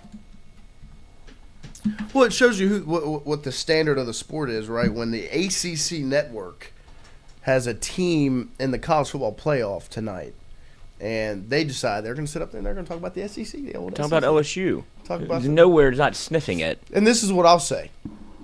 First off, let's include some context in the situation. Ole Miss is accusing LSU and these coaches that Jimbo says so elegantly need to be in Baton Rouge, need to be in Oxford. He set rules of the game. They need to take care of coaching the team. It's set the rules. Or coaching the team, they need to stay there. Well, then don't accuse them of tampering with your roster and letting them in through the front door. And let them in through the front. If you want them here, don't say you're going to throw this big tampering thing at LSU, who's letting you use their coaches to win. Because in all actuality, in all truth, you wouldn't win without them, right? And so when you listen to Nagy just talk with us, a guy who covers both sides, he said, you're telling me that there's just tampering on one end? Carius Kern just committed to play for Ole Miss. He was on LSU's roster last year. He probably won't be the last one. Kyle Parker went on a visit to Ole Miss. There was a threat of Harlan Berry entering the portal to go to Ole Miss. There's a threat of Caden Durham ending up at Ole Miss. Because guess what? Coaches' best relationships are with the guys at the place they just coached at. So if you're going to claim and accuse LSU of tampering, don't let their coaches through the front door. And then don't whine and tuck tail and be upset when Lane Kiffin takes his coaches back because you want to throw some legalities and tampering accusations at his program. And so, Jimbo, I appreciate the publicity, but let's have an understanding of the situation, and let's not sit there and act like it's always what's best for the players. Because I feel like I remember Jimbo winning a national championship in 2013 at Florida State, and it was almost universally accepted he was going to be the LSU coach 2 years later. Why is that? Didn't you just win a national championship with these? What about the kids? But I thought it's about the kids. It pisses me off. No, what was best for Jimbo was going to LSU or ultimately a year later going to Texas A&M. Because if you wanted to get into the SEC where the big boys play. And it got hard. And Lane Kiffin took the promotion and would have continued to ride this thing out had Keith Carter Not freaked out. And credit Ole Miss has been able to win without it. That's a credit to Lane Kiffin and the roster he's built. And the staff he assembled. That still has to come back and save Ole Miss's butt. I still don't understand how you can look at this objectively. And I feel like the lowest hanging fruit has been blame Lane Kiffin. Of course. Like from the national, when we saw Bill Cowher slapping his jaws across the floor going, I don't know, this is bad for the sport, Lane Kiffin. You don't even know what you're talking about because you've never talked about college football in your life. But now that it's the soup du jour, it's the topic of the day, you're like, oh, I have an opinion on it. What is everybody saying? I'll say that too. Right. CEO says in the chat, the fact that we're even talking about this, Ole Miss needs to lose tonight. I cannot wait. I want them to win the whole thing. For the conversation to just be over. Right? Just for this whole thing. Can we not just, to me, where I was thinking about it on the way here this morning after I'd heard the clip. Why can't both people or everyone just sit back and say, you know what? It's actually worked out pretty well. Ole Miss has gotten to run, enjoy their playoff run. And at the same time, Lane Kiffin is at the job he wants to be at, the next big promotion at LSU, getting to help build that roster. But Ole Miss is still upset and once again throwing the tampering allegations at LSU. And what's that going to do? Okay, well, then I'm going to have to take my coaches back. If that's what you want to do, if you want to claim tampering, I'm going to take my coaches back and not let you borrow them to win. And once again, it's Ole Miss being little brother. It'll always be the case. And I hope the best because if Ole Miss goes on this run and they beat Miami tonight and they beat Indiana or Oregon in the national championship, it looks good for LSU because guess what? Because LSU's coach built a national championship program. And their offensive coordinator just called a national championship run. And their running backs coach and their tight ends coach. And their wide receivers coach. And their wide receivers coach were all involved with the national championship program with a national championship run. Two of whom, like, if he wants to say LSU was Indian giving, at some point, I mean, you do have you are employed by a school, and I don't see how LSU or Lane Kiffin could ever be painted in a negative light because they could have played hardball and said, oh, too bad. Right. I'm so sorry for you that your AD had an all-time crash out, said the head coach can't come back, but wait, hold on. Do you think LSU was the ones that reached out to Ole Miss? Like, don't y'all think y'all need some coaches? No. Ole Miss said, please give me my offensive coordinator back because we can't win without him. Y'all all left? Mm-hmm. You think Ole Miss has any chance on this run without Charlie Weiss Jr.? Because remember, Charlie Weiss Jr. calls the plays. It's his offense. It ain't Lane Kiffin's offense. Y'all need to forget that. They had no chance. And I get it's the players. Trinidad's playing really good football. Somebody's got to call the plays. Somebody's got to scheme that thing up. They had no chance without him, so they had to tuck tail. They had to get on their knees, and they had to ask Big Brother for their coaches back. And LSU said, you know what? Spit on it. Here you go. You can borrow them. And maybe you let the boy walk. And I think Jimbo's right. I think everyone expected Georgia to beat Ole Miss and for the whole saga to be over. But it's a credit to Charlie Weiss Jr. and the play calls that he put in against that Kirby Smart Georgia defense to win it. Not insane. I want Ole Miss to lose tonight and this thing to be over. I really do too. We should just get this thing over with. Watch it together. But if they win it, I'm just going to spin zone that thing into guess what? That's LSU's offensive coordinator calling national championship plays. Charlie Weiss. That's LSU's head coach that's built a national championship roster. And guess what? Regardless of if they win the whole thing, players on the Ole Miss roster are going to be on LSU's roster next season. You don't think they want to play for that man again? He just won't be at Ole Miss. And that's why Pete is grandstanding the way that he is, right? He knows it's not about him. He wants it to be about him, but it's really not about him. He's got to bask in this as long as he can. Mm-hmm. He's got to enjoy the sunlight as long as he can because he didn't build this roster. You get in there and you make it about you. And I have no problem with Pete doing that. But he can't do it without bringing up. Well, because he's got to win the fan base over. Right, and what's That's the blueprint. Just like bash him. What was Tyler Shuck's blueprint? Got it. Go eat at Drago's. Yeah. Night one. Right. Lil Wayne in the background. Hey, Lane. What's the blueprint? Go eat at Juban's and go. I had 3 dinners tonight. Go eat at Rufino's and go eat at all the spots. Spill red wine all over the table. In Baton Rouge. Take pictures of you at the supper club. Right. Do all the things because guess what? That makes Baton Rouge love you. The blueprint for Pete Golding is, hey, Pete, say everything you can as disrespectfully as possible about Lane Kiffin and LSU. Because that'll get the fan base to love you. Because they're hurt. And like I said for Washington, Ole Miss, if you want to point the finger and you want to say tampering, you better have everything on your side in order. How many Ole Miss players have come to LSU?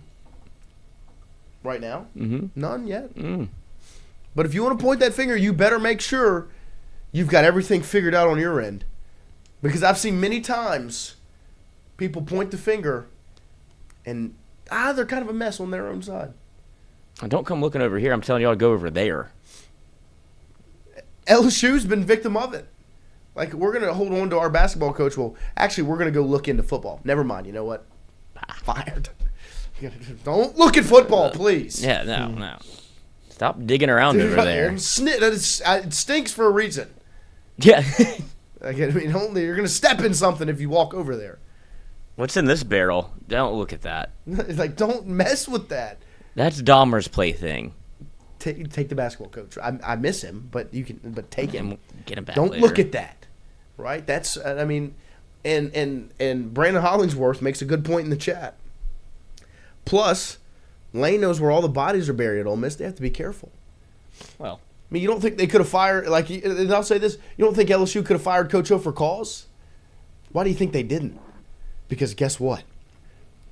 Coach O knew where all the bodies were. And now he knew where all the fishing holes were. He knew what was, so guess what? 17 mil. Light. Don't talk about it. You can keep saying go Tigers. Be happy. Right? Lane Kiffin knows what was going on in Oxford because guess what? I did it. It was his program. Of course I killed him. It's just the situation. But it's the best jinx. of luck to Ole Miss tonight. I've got Miami winning. FanDuel's got the line at 3.5. I've got Miami covering. I think that I put it up on the poll. The Miami FanDuel -3.5. Bet of the day. Presented by the FanDuel bet of the day, presented by FanDuel. The FanDuel line is Miami -3.5. 78% of the votes in the Tingle and That's Co where chat. I'm at. I just think when you look at what wins championships and what is dominated outside of really just the Ole Miss Georgia game, every other game has been dominated by what? Them trenches, man. The trenches have really been, when I've sat and watched the games, I've been like, damn. Like literally watching Ohio State, Miami, you didn't even need to play the skill positions. Mm-hmm. It was just a battle of those guys on the line. And Miami's front four is ruthless. Their whole defense but that. What a turnaround for them. Right. Reuben Bain. Fucking D. Monster. And so I've got that defensive front in Miami just taking care of business. As good as Trinidad Chambliss is, and he is very, very good. That is, I've got that defensive front taking care of business. That is my one reservation about Ole Miss is because you saw a Georgia front also very good. Very good. And Trinidad Chambliss ran backwards 35 yards, runs forwards, left, right, completes Playmaker. the pass. Yeah, that's a Heisman quarterback. At some point, the skill wins out at the most important position in all of sport. You have probably the best. If it's not Mendoza, it's Chambliss. Right. And at some points, it doesn't matter how good. Look at Johnny Manziel against Alabama's defense at the peak of their powers. Right. He was just what Joe Burrow did to that Georgia front. Yep, he single-handedly won the football game. That's my only reservation about this. If you have to force a man that doesn't make mistakes to make a mistake, because that's how Ohio State lost. One interception on a screen where you don't have your wide receivers coach. He took a different job. Right. So one missed assignment leads to a screenplay that was read perfectly, and it was a literal gift to go 60 the other way game. That was a beautiful play. Right. But yeah, no. The missed assignment by your Trinidad's best player. not going to make that mistake. I remember, I wish I threw away my notebook from this season because I wanted to forget about it. But one of the things I said about Trinidad was he does not make mistakes. He makes the right play. Even if there's nothing there, he finds a way to get you 4 yards. Yep. He keeps it going this way. He flicks it this way to Kewan Lacey for a first down. It's always 2nd and 6. And I think that I'm not. Ole Miss is not like they have that with that quarterback. You got a chance. With Charlie Weiss calling the plays, you got a chance. But I just think Miami and the way that defense plays, it can suffocate you. The tempo could wear out. That's why this game's going to be great. It's going to be a good football game because it is literally you have two contrasting styles, and one is going to have to win out. But there's going to be some. This will not be a blowout by any stretch of the imagination, and it's hard to. That's why the line's 3.5. Right, and it's hard to look at. If you're Ole Miss, you want to start off, and I know people don't want to hear this, but if they literally the Georgia blueprint is the blueprint again. Yep. Start fast, get a lead, and hold on for dear life, because at some point that defense is going to wear out, and I don't know if Carson Beck is the one to be able to maybe orchestrate a comeback, but if you're Miami, that's what you're afraid of. You have to be able to get quick, because as quickly as Ole Miss can score, that's as quickly as they can go 3 and out. And if you're Miami, you want to do the same script as like you just said, because that's what you did against Ohio State. You got up 14-0, and you just choked the life out of them. Held on to it. Mm-hmm. Right? You just put them in that position. Don't let Ole Miss continue to hand it off to Kewan Lacey and play free. Right? See if Ole Miss can stop your rushing attack. But get ahead 14-0 like you did against Ohio State, hand it off to your backs, pressure the quarterback, all of those things. It's going to be an interesting one to watch. Chef Chef has an announcement in the chat. We have another signing for LSU football. There you go. South Carolina transfer edge Jalen Brown has committed to LSU. Bring your best friend. The 6'5", 270 edge rusher. Have 3 years of eligibility left. Obviously coming over with his defensive line coach in Sterling Lucas. Another defensive line addition to follow up with Malik Blockton this morning. I will continue to say it. The more weapons you give Blake Baker, the more and more dangerous it gets, because when he has freedom to put guys in different spots and do different things, it gets dangerous, man. Being able to use Jamari Butler as an interior defensive lineman because his best rush move are to the interior of the offensive line, and your cheetah package is elite. Versatile players, versatile athletes, and I'll tell you one thing you can't teach is 6'5", 270. A monster. They've got a chance to be better on defense. Yes. I was just thinking that. And I'll tell you why I think that. As much as I know, Lloyd, you're a big Harold Perkins fan, mm-hmm. I love the fact that they're going to have someone in the star that's got actually coverage skills. I don't know who it's going to be. Maybe it's Ty Benefield. Maybe it's Cooley, because I know he played nickel at NC State. Right. I would love either of them there. You can disguise coverages so much better, which is a big thing that Blake Baker likes to do, and you're not lacking coverage. I will say in that star anymore. There were a couple of times where you saw Perk get picked on. 100%. Kiffin and his offensive staff were one of the ones to do it. Vanderbilt did it as well. Put him in coverage. Put him in spots where he's not conflict. Yeah, where there is conflict, and I agree with that. As much as I love Perk, and you're not done. You're gonna get. I would assume they're probably gonna get 1 or 2 edge guys. Yep. But that's gonna be a salty unit next year. Yeah, 100%. And with what you are returning, with Weeks, the linebacking core, Singleton, Keys, I'm really excited to see the freshmen develop. Getting Breaker back, Charles Ross. I love Breaker. These athletes, because, they both are sprinters at high school that are playing linebackers. So it's going to be interesting to see how they continue to build that defense. But that is where, and it's crazy to think that there's potential to be more confident in the LSU defense next season than the offense when you have a Kiffin, Charlie Weiss offense, right? Is that not a crazy sentence to say? Wild. That you could be more confident in the defensive side of the ball next year. When on the offensive side, look who's running it, right? Well, yeah, you also have to say, look who's running the defensive side of the ball. Yeah. And he finally has the ability to have a continuity. Yes. And you finally have, even with, it feels like you finally have a defensive line coach that's going to be here for more than 1 year. And he's actually God, I hope so. I mean, when's the last time you had somebody that came into that? Kyle Williams, thank you for it. You didn't bring in anybody. He was working the portal. No, he had no. He had to step up. Yeah, I'll coach it, but I Yeah. can't go. He's legitimately bringing in players from where he used to coach, not tampering, following their coach. Yep. But that's the difference that LSU hasn't had in 8 years. And it's like, oh, I've got resources at other schools where I've coached. Like, it makes the difference to be able to. I've recruited in the SEC. Yep. I know what I'm looking at, and now they want to come play for me. I have relationships. The players like me. I can come bring some of these guys over. That's how you get hired. That's how you get the job. But it's also how you keep the job. And for once, it feels like LSU will have a defensive line coach that won't only be here in 2026, but 2027. Yeah, and that's all I can ask for. I don't even not ask for 2029. It's been a rotating door. And I think that's also part of why the hysteria. Revolving door. Yeah, either way. Same thing. Things rotate, revolve. But I think that's part of like the hysteria that was around LSU in the transfer portal. You make the defensive line hire from South Carolina, Dylan Stewart. That's such a lofty and goal. I really think that what you've witnessed now. And then it's like LSU shoving a locker. It's like, what?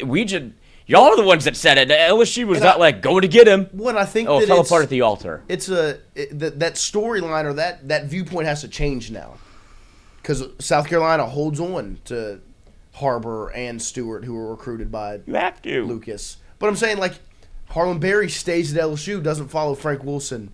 Kejuan Lacey stays in Oxford, doesn't follow Kevin Smith. That viewpoint that when assistant coaches leave, their players are coming. We've kind of witnessed it not be verbatim like that. It can't. It's just not. It's not a shoe-in. Players, there are conversations now with money and new coaches, and these things.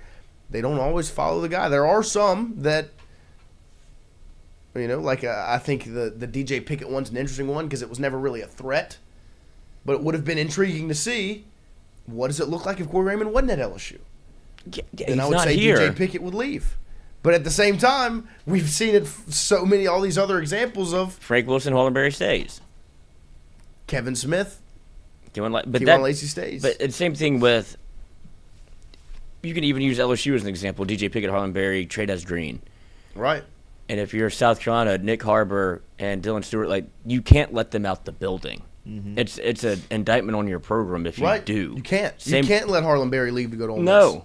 It's just, you have to have some core tenets of we're serious about this. My best player can't leave. My two best players can't leave.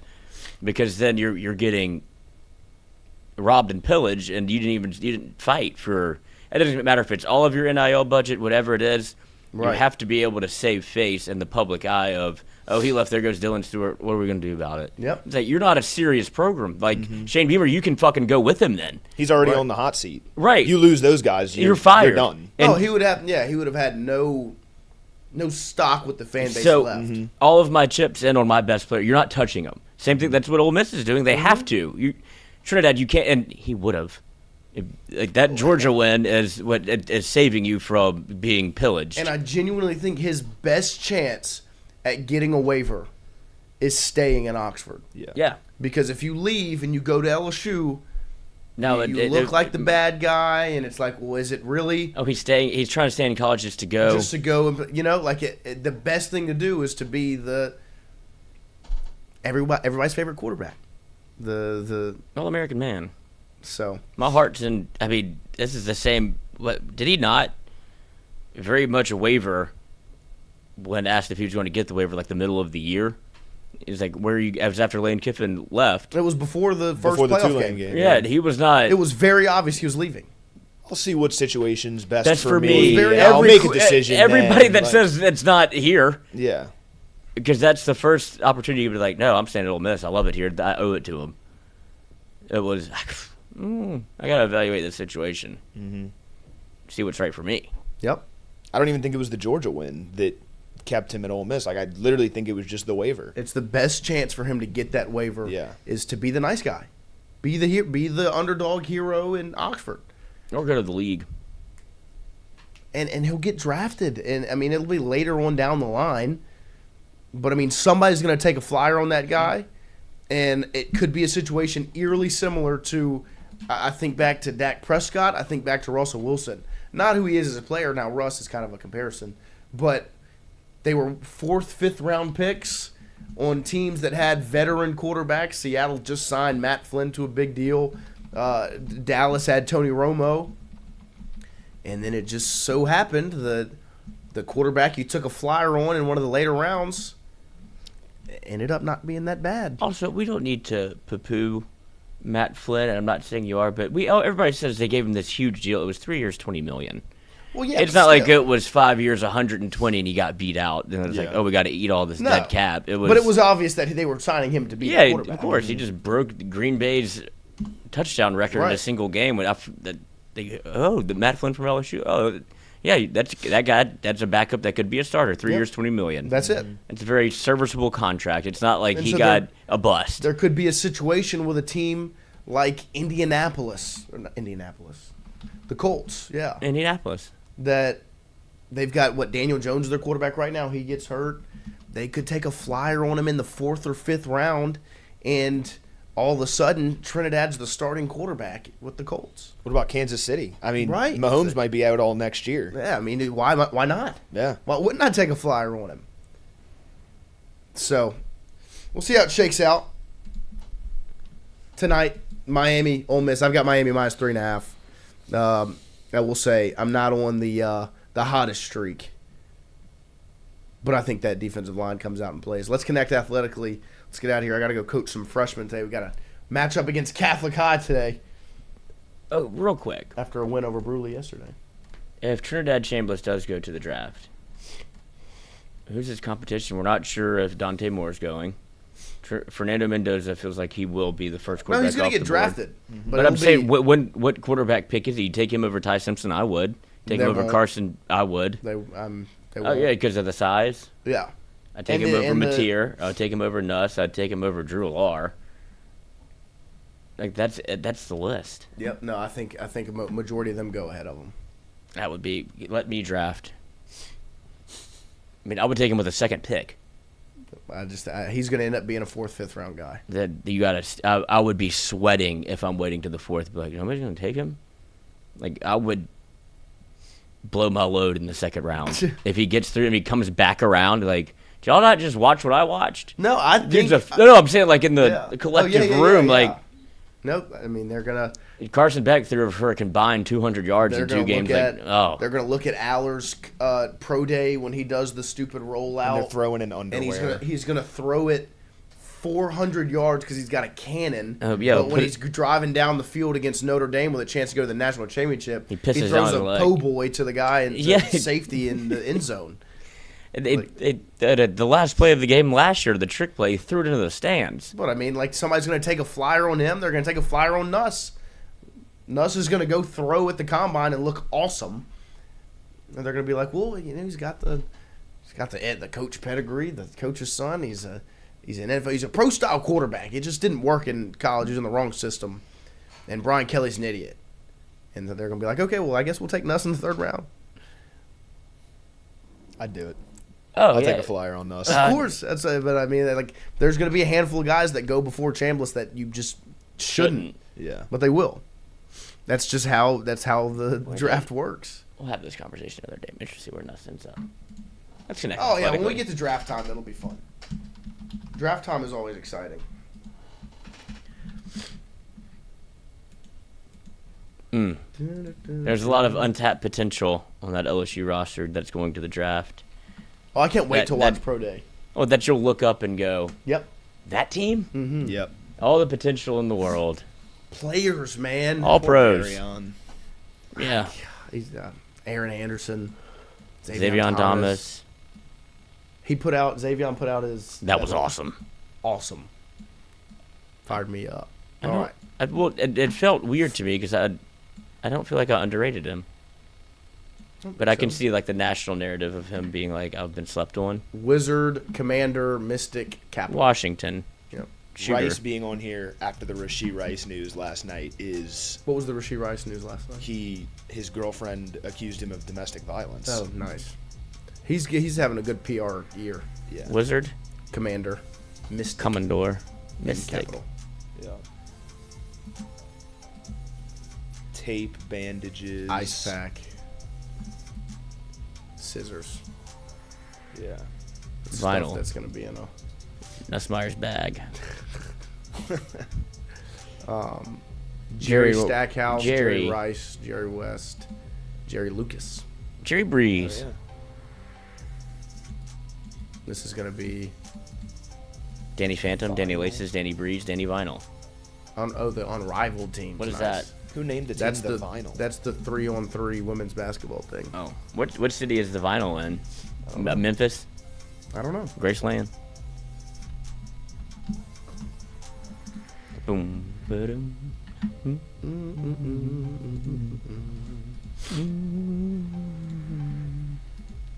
Garrett Nussmeier, Tyler Shucks back up.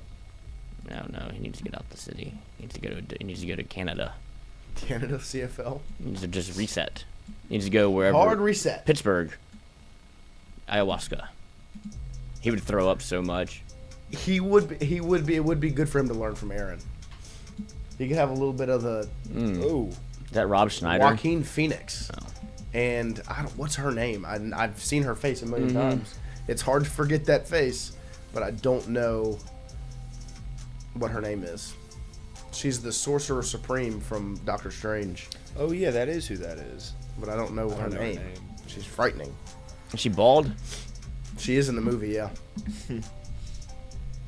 Was she also in Narnia? I didn't watch Narnia. I like Narnia. There's a new one coming out. A new Narnia? Mm-hmm. Really? Movie. Interesting. Let's see if people know. Joaquin? It's definitely Joaquin. And it's that woman. who It's you're definitely talking- that woman. Yeah, she's got those. I know both of them. I'm just gonna look up Tilda. Tilda Swinton. That's definitely who that is. I mean, she's the one. She's the Sorcerer Supreme. During Wild Card Weekend 2010, this NFC team defeated the Packers 51-45 in overtime after Carlos Dansby returned a fumble for a touchdown. It's the Cardinals. It is the Cardinals. This is a great game. I remember this game. Pat P. Because it was right. It was 2010, which is It was the year after the Saints won the Super Bowl. Yeah. Or the year after the Packers won the Super Bowl. No, the Saints won the Super Bowl in 09. Well, the 09 but it was season, but they won in 2010. But I mean, I think that was the 2010 season. I'm trying to think, because I thought the 2010 season Oh yeah, the Packers did won. win the Super Bowl in 2010. Oh crap.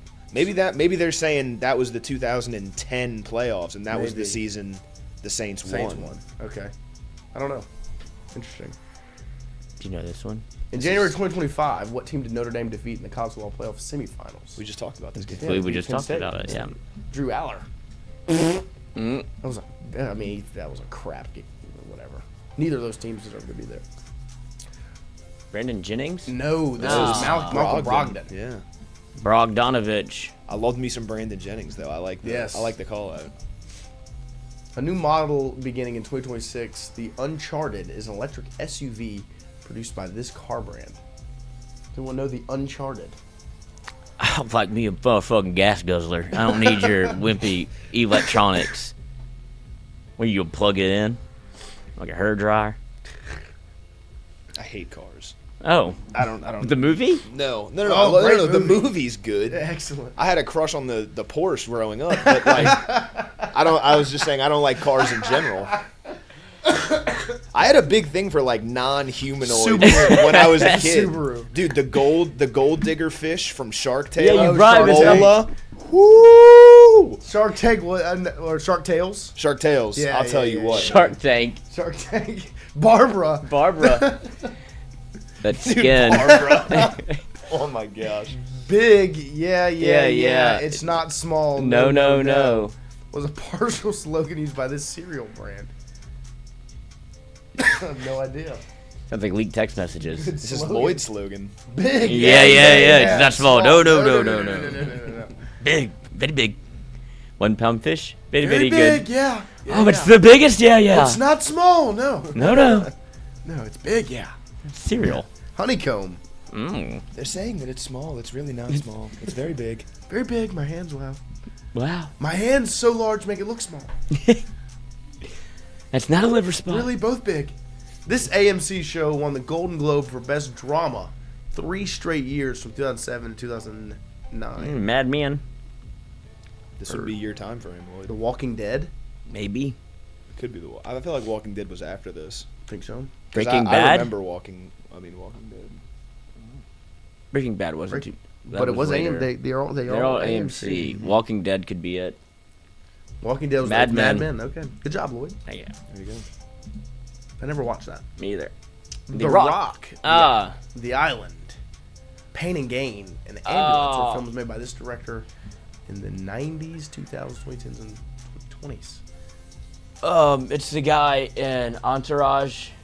He always wears the sunglasses. Got a little bit of like a 5 o'clock shadow. Not the best director, but he's in a lot of stuff. He, let's see, Sean something. Michael Bay. Never mind. Michael Bay.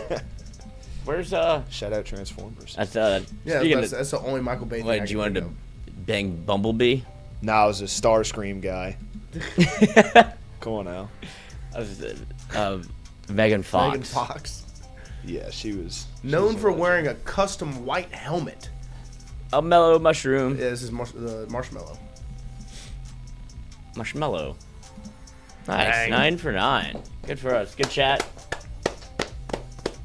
We appreciate everybody hanging out with us here on this Thursday morning. We will be back tomorrow live here from Southern Regional Medical Center, brought to you by FanDuel every single day. Miami -3.5 tonight. Hurricanes versus Rebels. We'll be back tomorrow morning, 8 to 10 a.m. Oh, Ben Mintz. Ben Mintz. That's a saga I'm watching very closely. He got his girl stole last He night. did. He got biz nastied. I saw that. That was Girl with a mask. Did you laugh?